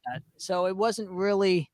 I think this is when they started to become more of a brutal outfit, because I think you still had the thrashy elements, obviously, with Eaton. And this one, I mean, tunes like Meat Hook Sodomy is just fucking glorious. I love the first 4 I think the only Cannibal record that didn't really do it for me was Vile, but the first 4 you can't go wrong with. Right. And Eaten Back to Life is still my favorite Cannibal record, so I'm probably getting a little bit too close to home when it comes to that stuff. But no, this is a absolute fantastic pick. I just would want to throw it out there. I think this is when they first were just incorporating blast beats into their sound. Mm-hmm. There you go. Yeah, point. Cool. All right. Cool. What you got, Matt? All right, number 2 here. Now this one, it was tough to pick. This is probably arguably I would say probably my favorite death metal band, at least classic death metal band. And it's hard to pick which record, but this one is a little more, I like this one as my favorite from this band. All right. And it's Obituary's World Demise. So, it was their 4th record. Yeah, I know. See, a lot of people, it's all about, obviously, cause of death, or slowly we rot. Yeah. To me, but the thing I love is about Obituary, just even from back, starting with, what do you call it? Not Incomplete. I'm thinking about the album before this. Mm-hmm. They started, to me, Obituary was the, went from Slowly We Rot, obviously, Cause of Death. It just had that classic death metal sound, but it also, for one, I think John Tardy's got the most unique and classic voice in death metal. Nobody sounds like him, not even close. Right.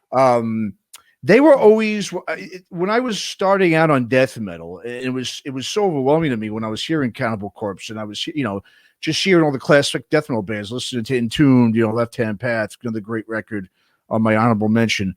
But I loved Obituary because they did have slower parts. So it gave you a break. It wasn't always fast all the time. And I think, and that's, I think, what you can do when you've got a great singer like John Tardy and such a voice like that, you could do that stuff. I think back then everyone was so, it was all about, like you said, the speed and just, how gory and how more extreme can you be. But to me, Obituary never went and took it that far. You know what I mean? They had the sound, they had the tones of every other death metal band. They had their super fast songs, but they always kind of slowed it down, gave you room to breathe. That was the first couple of records I loved. But when Incomplete came, they really started incorporating that early 90s almost kind of groove you know, into the. I mean, because it was close for me between this one and Complete. I went with World Demise because of two reasons. One was the production. Right around here, about 94, 93. This is 94. About 93, 94 is when, because of the increased technology, I think a lot of these records were sounding so much better. You were hearing everything a little bit more clearly in the music. Also, lyrically, you know, this was a very socially conscious, you know, lyrically record. It wasn't about, you know, violence or destruction or gore or anything like that or occult stuff. It was just, you know, it was really about just a social conscience, you know, lyrically. Like I said, I love the grooviness of it. It started to sort of, it almost had like a doomy blues vibe with certain songs. And this is Alan West once again. I mean, this was his first album back after Slowly We Rot. And right after he left, you know, after this album is when he started 6 Feet Under with Barnes. But he's one of my favorite guitarists, you know, back then in metal. I love Alan West. I mean, it's too bad a guy who got caught up in some bad stuff. So unfortunately, you know, we haven't heard from him in a while. But, you know, just in general, man, Obituary to me, the most consistent death metal band, like along with Cannibal Corpse to me. You know what I mean? They just, you know what to expect from them. You know, they never overdo it or underdo it. And like I said, I love the production on this record. Yeah. Out of the four, this was, and I think a lot of it was because, yeah, this was right in that wheelhouse, 94, where I was really, really getting into death metal. When this album came out, it has some hardcore influences in here too. You know, they were touring with a lot of the Roadrunner bands that were, you know, this is one of the first death metal bands that were able to really get on bills and tour with other bands outside of death metal. Was Obituary. Right. They crossed with the hardcore and a lot of the other genres. So yeah, World Demise, my number 2 favorite death metal record. Good call. I had 3 honorable mentions picked that were listed, and one of them was Cause of Death. Okay. So I'm right there with you with Obituary. I love them. I Slowly We Rot, of course. I mean, come on. You know, agree with you about Tardy. And Tardy, you know, is I don't know if you've ever talked to him, but he's really cool to talk to. You know, right here. He's definitely I've interviewed him a couple of times, and each time it's always, you know, kind of it devolves quickly from let's talk about Obituary to let's shoot the shit. You know? Yeah, nice. Okay. You know, he's that kind of guy. He's good. I'm gonna be honest. I don't know that I know World Demise as well. Oh, you'd love it. I'll have to give it another go. A lot, you know. Again, with the old bands that are still doing what they do, you know, like Obituary, when they put out an album, I listen to the new record like 100 times, and then I go back to the tried and true, which for me is Cause of Death. So, you know, that's how it happens. Obituary put out that self-titled a couple years ago or whatever. I listened to it, you know, 50 times and loved it, and then I was like, all right, well, now it's time to go back to Cause of Death. And listen to that yeah. I know. You know, it's weird, but for some reason we don't even with bands that we love, when we're listening to new stuff, we don't go and listen to, well, you know, I'd never really listened to this one that much. Let me try that out too. For some reason, we just go back to whatever it was that hooked us into them in the first place. Yeah, totally. Yeah, but yeah. I mean, I don't know this album per se. I mean, I know it, I've heard it, but I don't know it per se enough to say, well, this is my favorite, this is why, or anything. It's kind of a little bit like a Warpath. You know, it's bouncy, so it has that same, you know, yeah, you'll like it. Check it out. I'm gonna definitely go back and listen to it again with a serious listen now. It's on my list here. You know, now I have Master and I have World Demise to listen to tomorrow. Looks like tomorrow's a death metal day before I start doing Rat and Quiet Riot songs. And I think we go back obviously to the records I have just because of the nostalgia factor. Maybe we just don't have the nostalgia factor with some of these records, you know. Sure. Oh, yeah. Very cool. Great. All right. Great pick, dude. Great pick. All right. Thank you. All right. So next up, Tanner. So this is one of the first bands to incorporate keyboards into their style of death metal. Okay. They were doing it, like I said, at a time when nobody was doing it. And it's kind of like their niche. But everyone always points to their first record. But I always go to their second. I think this is like the finest musicianship of death metal, and this is Nocturnist with Thresholds. Floridian death metal band, Mike Browning, who was in Morbid Angel, had subsequently been let go or quit, one of the two, and he formed Nocturnus. And I mean, just by the album cover, it fucking rules. So, you know, it's it offers it. So this is the record where Mike Browning stepped down from the vocal department and just concentrated more on his drums. They brought in Dan Iso, who to me is defines what death metal should sound like, what a death metal vocalist should sound like. His vocals are just so fucking good. A track I highly recommend people go check out is probably either Grid Zone or Alter Reality. Just fucking rules. The guitar playing isn't as chaotic as the key. I know a lot of people just absolutely love that record. But compared to Thresholds, I think this is the way to go for me. When did this come out? Yeah. 92. I think 92, 93. Okay. I completely missed this and missed this band. I don't know the band. I don't know the album. And I'll be honest, if I saw this album in a store, I would have thought that it was some kind of Dragon Force band. You know, it looks video game-ish to me. You know, I would have never suspected that this is death metal at all. Oh my God, dude. Well, it's got the pentagram up there, so I would say it's death metal. So does Motley Crue. So does Motley Crue. True. No, you're right. But I could see this be, you know. Well, this is a little bit more sci-fi-ish. You know, it's like it looks like what Blade Runner kind of is, right? With the spaceship and stuff. But dude, this is a band where I got into him really early on, maybe 18, 19, right when I was making our first record. It just, this is the album that hooked me. And it wasn't cool to like this one. Like it was either you had to like the key or you were a piece of shit. And I fell into the category of being a piece of shit, because I liked Thresholds a lot more. It wasn't even close for me. The songwriting, it was just absolutely awesome.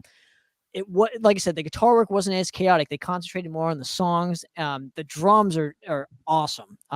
And the vocals, just one of my all-time favorite vocal performances in death metal is this record. Add it to the list. Yeah, same here, exactly. All right, beautiful. Awesome. It's not meant for everybody. So, but for those of you who want a different palette of death metal, this is a record you should check out. It's meant for everybody to try it, and then if they don't like it, they don't like it. But you know, exactly.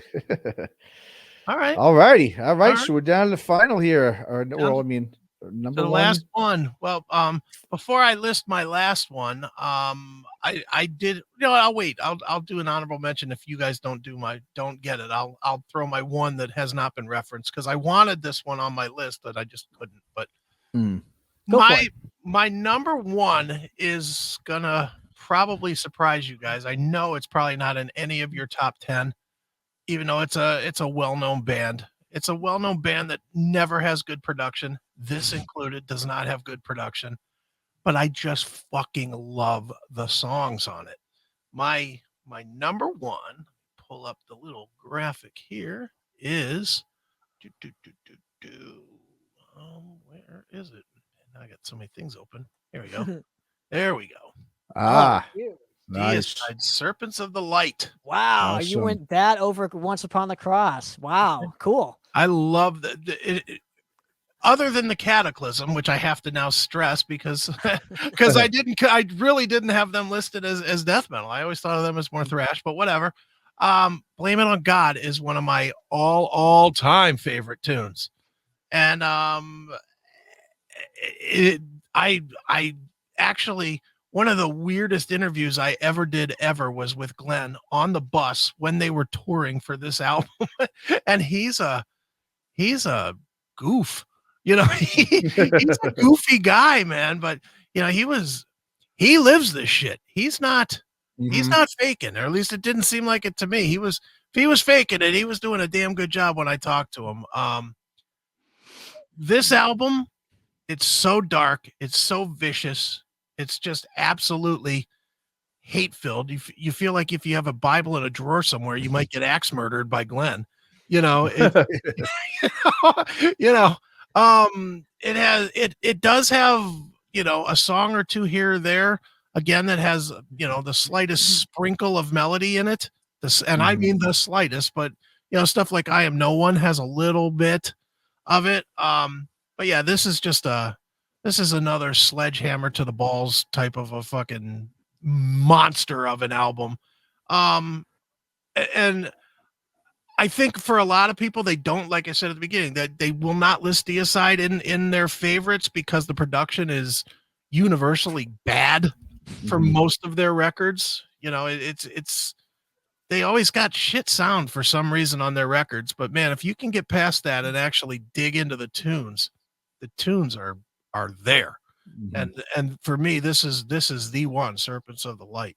Yeah, I agree with you in terms of the production, with the old Deicide record. I actually think their more recent records have been phenomenally produced, obviously, and the production's been a lot better. Okay. Yeah, no, and when I was talking about the big four of death metal, it's kind of hard because they're right there as well. So there should This be is Exodus. yeah, you go. This is the Exodus. Yeah, that's a good point. But yeah, great pick, man. Like you said, I personally, Deicide, I remember when I first heard Deicide, it was definitely one of those ones that probably the band out of all the death metal bands that kind of was like scared me a little bit. You know what I mean? If you want to say that as a 15-year-old, not knowing this music yet, when my buddy first played me Deicide, I'm like, holy shit, this is that was the most brutal stuff. I mean, Deicide, early Deicide. And yeah, I mean, like I said, you basically said it all. I mean, they are one of the top all time. I mean, they're a classic band. But yeah, I agree with you though with production. It's probably why I don't have them in my top 5 or 10 is just because I think production wise, like I said, a lot of those older albums just weren't great. And I think it was done on purpose. A lot of times the way they produced that stuff, it almost was meant to not sound because they didn't want to have any kind of a clean crisp sound at that time. It was supposed to be that way. But great pick. That's what they all said when they couldn't afford to hire a good producer. Yeah, it's there you supposed go. to sound raw. Okay, so this is where again, I consider their production awesome. I think it adds in the early days. Like Once Upon the Cross, I absolutely love the production of that specific record. Love it. Right. Yeah, I think it adds so much characteristic to their style of writing. Okay. Because at that specific time, and obviously Serpents of the Light, the title track alone is just fucking glorious, right? That was pretty heavy for its time. Is doing the gutturals and the high notes, singing style wise. I mean, not a lot of bands were doing that either. That's a lot of bands kind of owe that to a band like Deicide, because of that specific aspect. But dude, you can't go wrong with those first couple Deicide records, and I will argue maybe the first one has some bad production on it. Absolutely. Legion, I do not think has bad production. I think Legion has some good production on it and is considered one of their more well-known records. This one, for some reason, doesn't get a lot of love. And maybe because, when you talk about how much you hate God for 18 records or whatever, it kind of gets some stuff gets lost in the mix, but fantastic band, fantastic pick. So cool. All right. Well, all righty. And here we go. My number one. This is to me just a behemoth of a record. I still listen to it from start to finish all the time. And what happened there? Whoa. My thing just froze. Hold on one second, guys. Freeze frame. Oh, what that was. Do you guys see me? Yeah, we see you. I don't know why I can't bring it up. Tyler, why don't you just go ahead and bring yours up? For some reason, my thing just froze here. I'll bring it up. Just what's the album? I'll bring it up. All right. My number one is Morbid Angel's Domination. Oh. That, man. That record, dude. I mean, first, it was the first record, right? They had with Eric Rutan, that came in, and you mix him with Trey, Isaac Das parts. I mean, dude, to me, that's just a brutal, just combination. There it is. There it is. You got it. Okay. See, my thing's it's freezing up here. It's not responding. All right. But yeah, I mean, dude, from start to finish, this record. I mean, you talked earlier, Tanner, about keyboards. The first death metal album that had keyboards was this album right here. Not heavily, but they sampled them in a few songs. Just, I think it's their best record. Obviously, David Vincent, just awesome singer. And a lot of people look at Covenant as their, that's their Master of Puppets. I think this is their Master of Puppets, or Altars of Madness, I should say. People think of this, their best. I know it's their first, and it's Real Death. This one, same thing. It was that '95 era. It was, their most accessible record. And like I said, songs like Dawn of the Angry. Caesar's Palace. And they got it away from the occult lyrics at this point too. It was a little bit more like historical, empirical lyrics, talking about the Roman Empire. And I just from start to finish, man, this is just a freaking behemoth. Guitar wise, just nobody plays guitar like they do in this record. I just think it's a, to me, just along with the Cataclysm, Serenity of Fire, I just think those records are just perfect. And this one is just brutal, just still. And what's great about it is they've got the mix. They've got the brutal songs, old school death metal songs, and then they disconnected. Well, to go off of his point, I don't know about you, Chris, but production, I'm not a huge fan of this specific record. I know where the slime live. It's got some. It just seems a little bit too thin for my taste when you compare something like Blessed Are the Sick. But getting Rutan, I think, was the right move for the band at that specific time. And he would obviously go on to literally be like what Scott Burns is, right, with producing. Oh, it keeps going back and forth. With being the production guru that Eric Rutan is. So I think just that was a great choice for Morbid Angel at that specific time era. But the production to me is a little bit too thin for my taste. It's a little muddy. The production, I agree. But to me, it goes with just the sound that they have on it. It's almost like meant to be that way. You know what I mean? Like, totally. and it's so different guitar wise, tone wise. It's just so, to me, I think it's the best death metal record I've ever heard. It's interesting that we all three, it's clear Morbid Angel should have been on all of our lists because we all three have a Morbid Angel album and they're all different ones. My favorite of Morbid Angel's Altars of Madness. Okay. And again, I can't say enough good things about Trey's guitar playing on that one. The guitar playing on that is just like unbelievable, superhuman. It's amazing. Morbid Angel's a great band. I'll be honest, they're a band that I thought should have gotten more mainstream acclaim too. Not mainstream, they should have been on MTV or whatever. But when I saw them opening for on the last Pantera tour, and they were playing in front of Static X before Static X man. and people were booing them because they didn't get Morbid Angel. It was like, what are you guys, fucking stupid?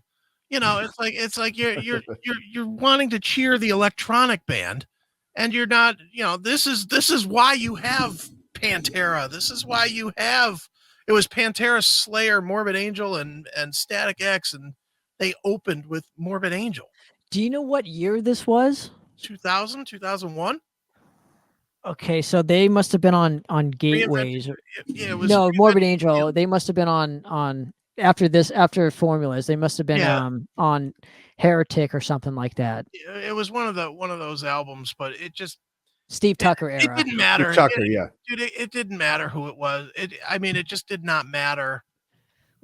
Do you think the lineup changes though had something to do with? Oh, you don't. Okay. No, I think really. It to hardcores like yourself, yeah, the lineup changes make a huge ton of difference. To the people that were at that show, they didn't care who was in the band. They didn't know who was in the band. They were, they were pop kids, more or less. They were pop kids that were just there because Slayer. It's cool to go to a Slayer show, and Pantera was the coolest of the cool. So, they were there because they saw the Pantera 3 video, not because they wanted to actually experience a true night of metal. And and that's not me. And Pantera is one of my favorite bands of all time, so I'm certainly not shitting on them. I love them, and I have personal friendships with the guys. They're the guy that's still alive, and you know, the two that aren't, because Rex is a dick, but whatever. You know, but yeah, it was sad to see Morbid Angel, even the, you know, if it was the second tier lineup of Morbid Angel, should have still got their just due, just because their status should be bigger. Their status should have been bigger. You know, as many of these bands, you know, honestly, if you look at all these bands that we've listed tonight, I would say the only one that actually truly has rock star status is Cannibal Corpse. Yeah. And if Death, if they were still alive, but yes, I agree. Yeah, but I don't think so. Death wasn't. I mean, I think they're too technical to get that rock star status. You know, Oh, you think?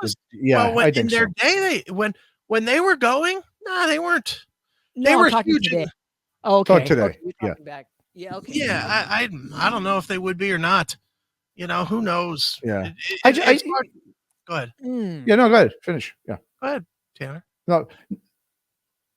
Yeah, no, I was going to say, you know, I agree with you in terms of Morbid Angel being, you know, should have been more.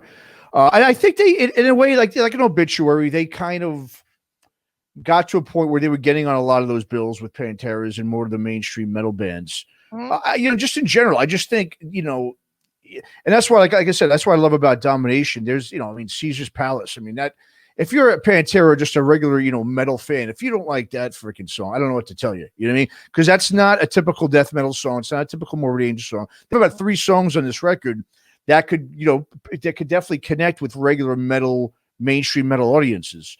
And I personally think a lot of the reason why it is because, you know, David Vincent, once he left, not that I like Steve Tucker as well, but I just think the mix in this album with Vincent and with Rutan in there, I mean, it was just, you know, just a phenomenal lineup. And like I said, when you change, that's the thing about death metal band. I mean, how many of them change lineups? You know, I mean, look at, like, you know, me and Chris, we did Incantation when we did that. I mean, interview. I mean, how many lineups has Incantation had? You know, I mean, they're back to having, I think, their original lineup now. But I mean, so many bands have gone. You know, it's usually a death metal bands. It's like 1 or 2 guys, and then everyone else. So I think when you're changing, especially vocals, right? I mean, death metal, you know, bands change vocalists all the time. You know what I mean?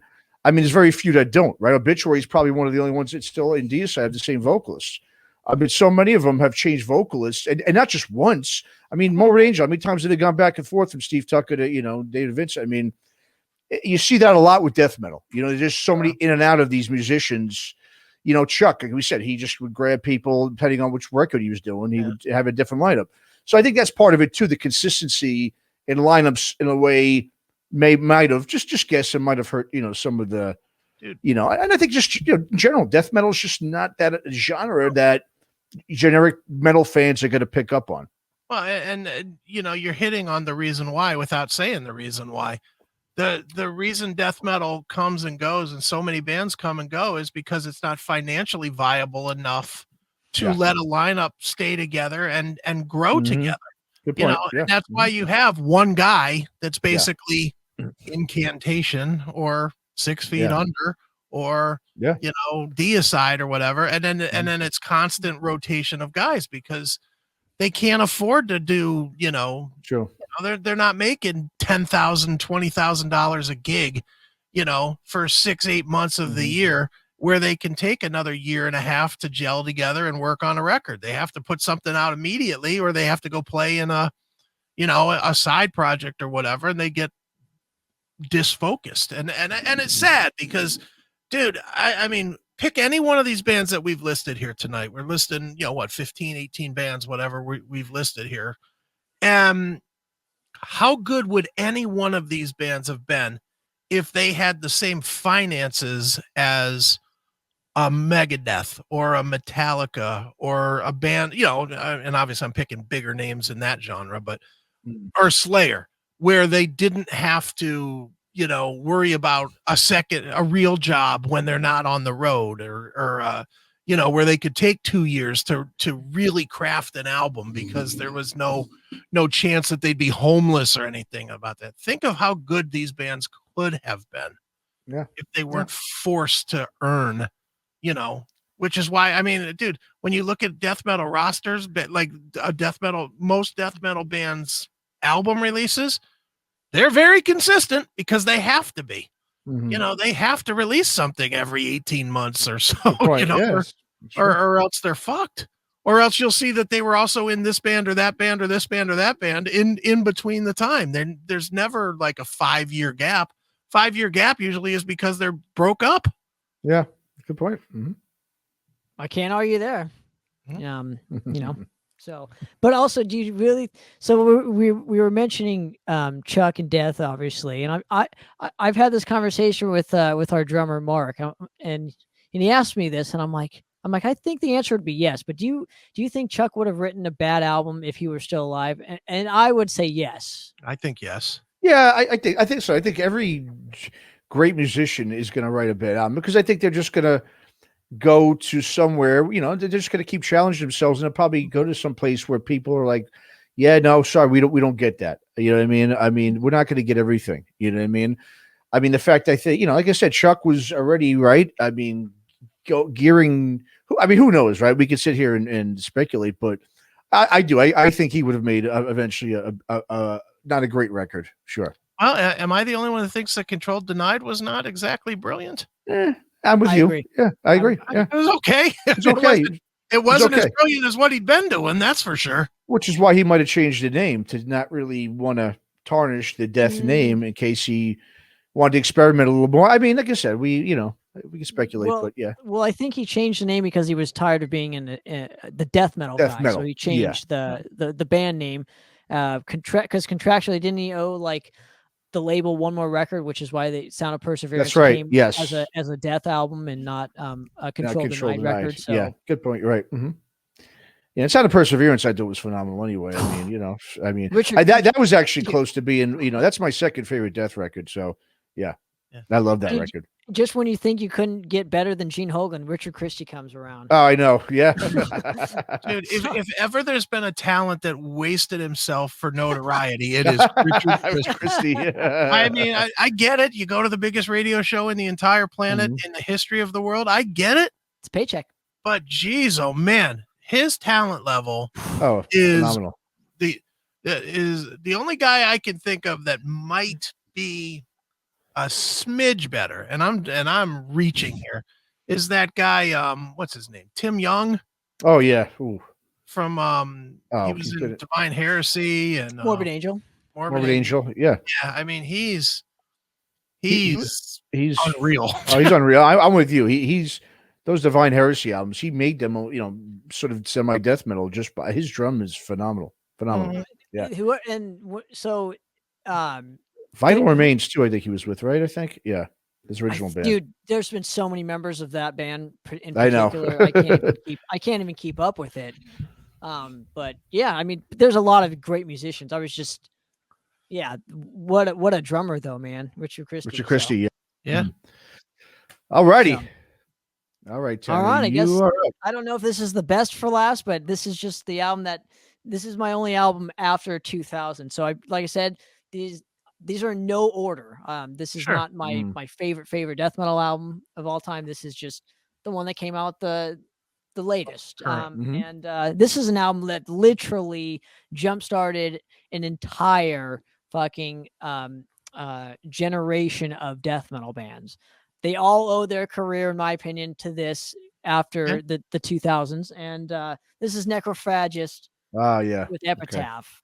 Okay. Honestly, without this record, you wouldn't have bands like the Faceless and Inanimate Existence and bands of that caliber where it's just all technical death metal. And dude, the fact that they haven't made a record since then, and that came out in 2004, it's just a travesty. I've heard I don't know. I don't want to speculate why that hasn't happened, but they were kind of like huge during this era, you know, with the first, 1999 to 2005 ish. I mean, dude, they were playing every Summer Slaughter and then one day just this record comes out and they're huge. And the next year they're, you know, not doing anything. There's no activity. There's no nothing. There's speculations of a contractual agreement and this and that. And then it just, nothing ever happened. So, No, they were. You're right. They were sort of the. I mean, that's all you heard was. I mean, at that point in the mid 2000s, they were like sort of the leaders of that second wave, big wave of the, at least the new millennium of death metal. Yeah, I wanted to say, it's funny how you brought this up. I was like, I haven't heard them, in years now. I never knew what happened with them. It just, like you said, just kind of fell off the face of the earth. But you're right. I mean, they set the standard for, like you said, bands like the Faceless and all those bands that came in the mid to late, 2000s. Great pick with this one, man. Yeah, great record. I haven't listened to that in a while. It's been a while since I listened to that record. And but the production of it is phenomenal. I just have to say that I think Muhammad, the singer guitar player, produced this himself, dude. And of course, Hannes Grossman plays the drums on it. Nice. So that's, and I think he was like 17, 18 at that time. Don't quote me on that. Jeez, wow. Dude, yeah, like he's still pretty young. He's still like under 40. Hannes, since we were talking about great drummers, Jesus, man, another great drummer right there. Yeah, absolutely. It was a pleasure to work with him too. But obviously. Oh, that's right. You worked with him on the last record, didn't you? That's right. Yeah, I forgot about that. That's right. Oh yeah, that's right. Yeah. And, on the last Madras record. That's right. But you playing favorites, man. No, I'm not, dude. It's so like. I went back to re-listen to this record just because of the topic at hand that we were doing, and this is a really digestible record to listen to. It might be technical. There's a lot of melody, and the production is just outstanding. I don't think any other technical death metal band since 2004 the production has been this good, because it's so warm sounding, and whatever they did on this, man, I want another record from them so bad. At this point, it might be too late. It might have come and gone. Which is a shame. It's weird. What did happen to Muhammad? Did he become because I know he did produce this. Did he go on to become a producer? Because I agree with you. The production. It's if it's nothing else, which I think it's a great record too. I think I just didn't listen to it enough for it to probably be into my top 5, 10, whatever. But it is the best sounding record I think that Relapse ever put out of anything they ever put out. It sounds amazing.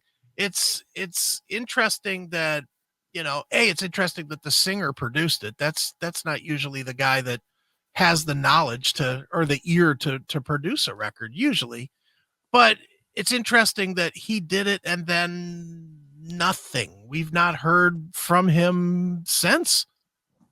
And I can only speculate. This is, I'm sure. I hope it's not a contractual thing. I never understood why they never released something else after, but we're still talking about it to this day. Yeah. So obviously, the record still holds up for me personally. But who knows, man? It's weird. I'm looking now, just trying to see. He hasn't done anything since. He hasn't. He hasn't been in any bands. He hasn't. Wow. Maybe he just got tired of the. He's not doing nothing. Christian went on to be in Obscura, so did Hans for a minute. And he's been in a bunch of other things, Hate Eternal and stuff like that. Oh, yeah. And Christian does solo stuff now. But it's just nothing. Yeah. That's off the face of the earth. Yeah. Well, they had their moment, I guess, It's just a shame it didn't last longer. Yeah. Yeah. Yeah. Well, at least we got this one. That's for sure. It's good pick, man. Real good. Yeah, pick. Great pick, man. Thank you guys. Yeah. All right, well, cool. All right. Well, that wraps just up under our the top 2-hour mark, dude. Just under. Look at that. Oh yeah. Oh yeah. So. All right. Well, that was pretty awesome, man. Nice 2-hour death metal talk. I love it, man. I love it. So Tyler, man, yeah. So like I said, you filled us in a little bit about Madras, earlier before we started here. Anything you guys writing? Anything new? Or because obviously you can't play shows right now. I mean, you still want to obviously play shows for this record. I mean, it just came out not that long ago. It's still brand new. But in terms of anything else going on with you in terms of and also talk about a little bit about Raise Radio and Poppitt's Corner as well. While we're on here. Sure. Well, I don't know how much I can talk about Poppitt's Corner, but I'll let You can talk about it. I'll say it. Tanner's coming. Go ahead. Here it is. So, Here's Coming brand to new. CSPN. Literally, the only thing stopping us is my technical retardedness. We'll get it done. We'll get it done. But so as far as Madras goes, so we are playing a couple live shows. Live shows are happening back up. We have a gig May 1st with our buddies in Void Vader, Eric Kubler, who's in, he's in. You guys know who Eric Kubler Sure. is. So we're playing with them out in a place called Stages, formerly Malone's in Santa Ana, California, May 1st. We have a gig this weekend. It's one of those like set up to be like a live stream, but it's going to be pre-recorded, so it'll come out. It's just being recorded this weekend. So that'll be happening. Look for that on the YouTube and whatnot. And then as far as like new stuff, we're going to start writing. Me and Big Cat are going to start getting together in 2 weeks. So not this weekend, but the next weekend. We're going to start writing our 5th album, and hopefully hopefully it's, I think it'll be great. I think whatever we do is it's going to be good, a step up. But yeah. And then we have, so our first album, Maleficent, is actually getting reissued on CD with a bonus track and vinyl. That'll be coming out June 4th, I believe. June 4th or June 2nd. So that'll be on No Life Till Metal Records. I think pre-orders start the April 2nd. So April 2nd, I believe the pre-orders start. No Life Till Metal Records.com for that. And Razor Radio, we're going to hopefully have some cool stuff coming. We do more of the stuff you guys do where it's like remote interviews and whatnot. And so we have a lot of good stuff happening. It comes out obviously every Thursday. We like to do like a live stream and put the stuff out on razorradio.com. So if you guys are into like, what we all do here, right? What we did today, we sort of do the same things on razorradio.com and Poppitt's Corner.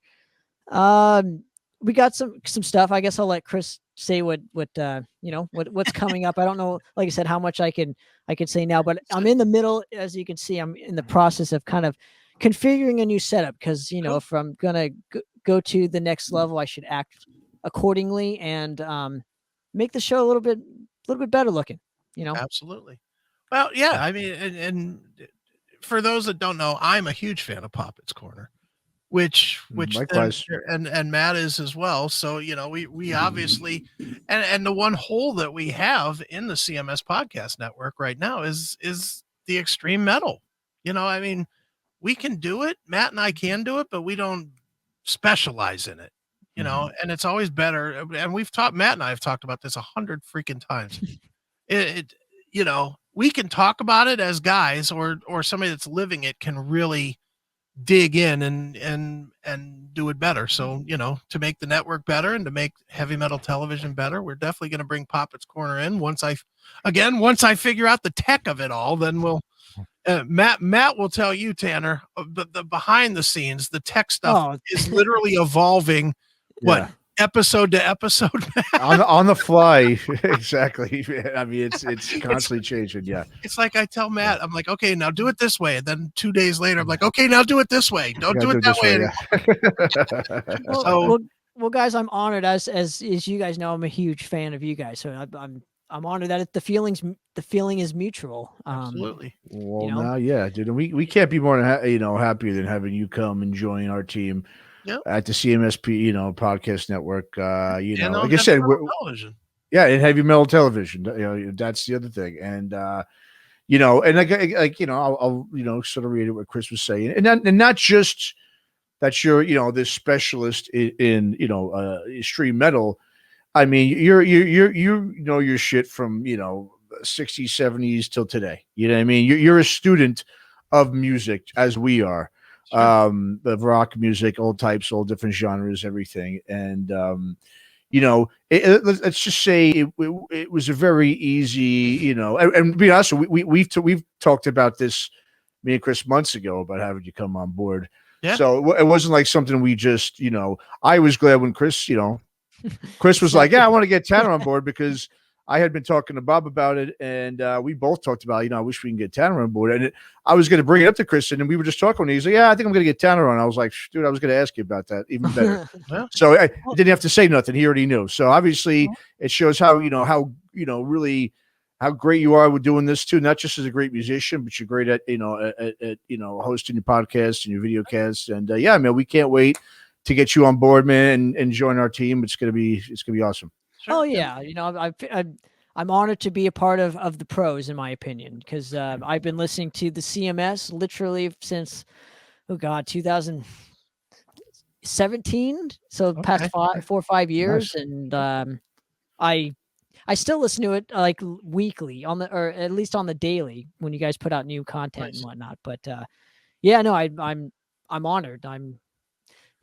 I just do what I do, just like you guys. So that's it's gonna be fun. It's gonna be fun. And for people that don't know Tanner's show, I definitely suggest between now and then you go out to YouTube and you find the episodes and find something that you like, whether it's Exhumed or whether it's Frank Marino. There's that wide of a range of interviews that are out there, and a lot of as I've told you before, Tanner, I like the stuff that you do that's kind of not even with a band.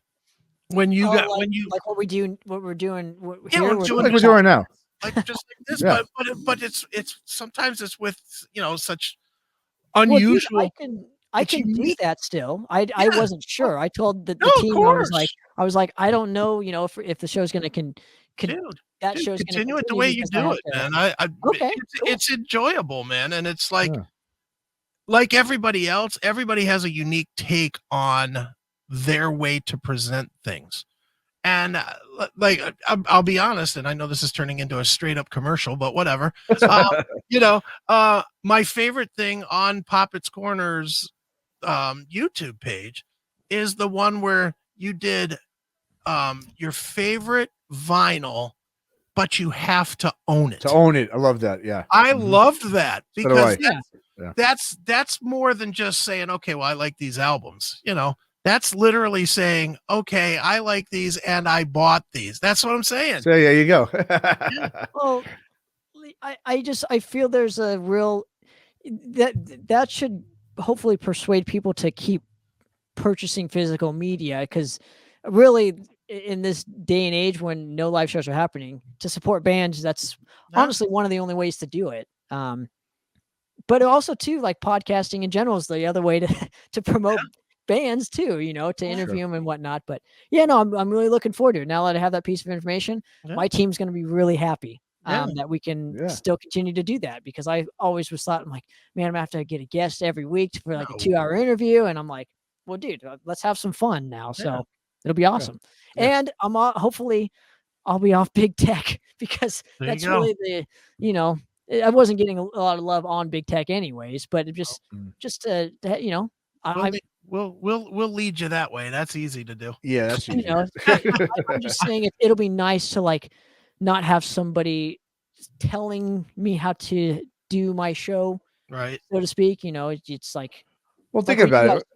Well, it's like, as a musician, right? A label assigns you because, I mean, a good label, good independent label lets you use your creativity the way you want to use it. It's the same thing, Reason why you're on is because we, Chris, love, and I love the show, and without us telling you what to do before that, so you just keep doing what you're doing. Absolutely. Bingo. Absolutely. It's going to be good. So I'm really looking forward to being part of the team here, and hopefully we can do a cross episode like this again. I'd love to have you guys on my show, and we can show all the vinyl that we want. All our Frank Marino albums. There you go. Yeah. Hey, I do have a lot of them. So nice. Frank's arm's going to get tired signing them. So. All right. Well, awesome. All right. Well, I guess we'll go ahead and wrap it up here. So this is great. Another episode here of Aftershocks Tremors. Thanks again to Tanner Poppitt. And of course, go ahead and check out Madrost. Charting the Rotting Earth. Brand new album they put out just last fall. Fantastic, man. And of course, where do people, just real quick, let them know where they can find Madrost information and hear the music and everything. Sure. So it'll be madrost.bandcamp.com. I always highly recommend people go check out NoLifeTillMetalRecords.com to purchase all the Madrost physical media to help support the label, because you know, the label's helping us, Sure. huge support, from the label. So we want to give back. And, obviously make sure to go check out cmspn.com and all that fun stuff. So There we go. And Heavy Metal Television. Yeah, absolutely. Heavy When Metal is that Television. premiering, by the way? When? When are we officially premiering? April 15th. April Okay. 15th.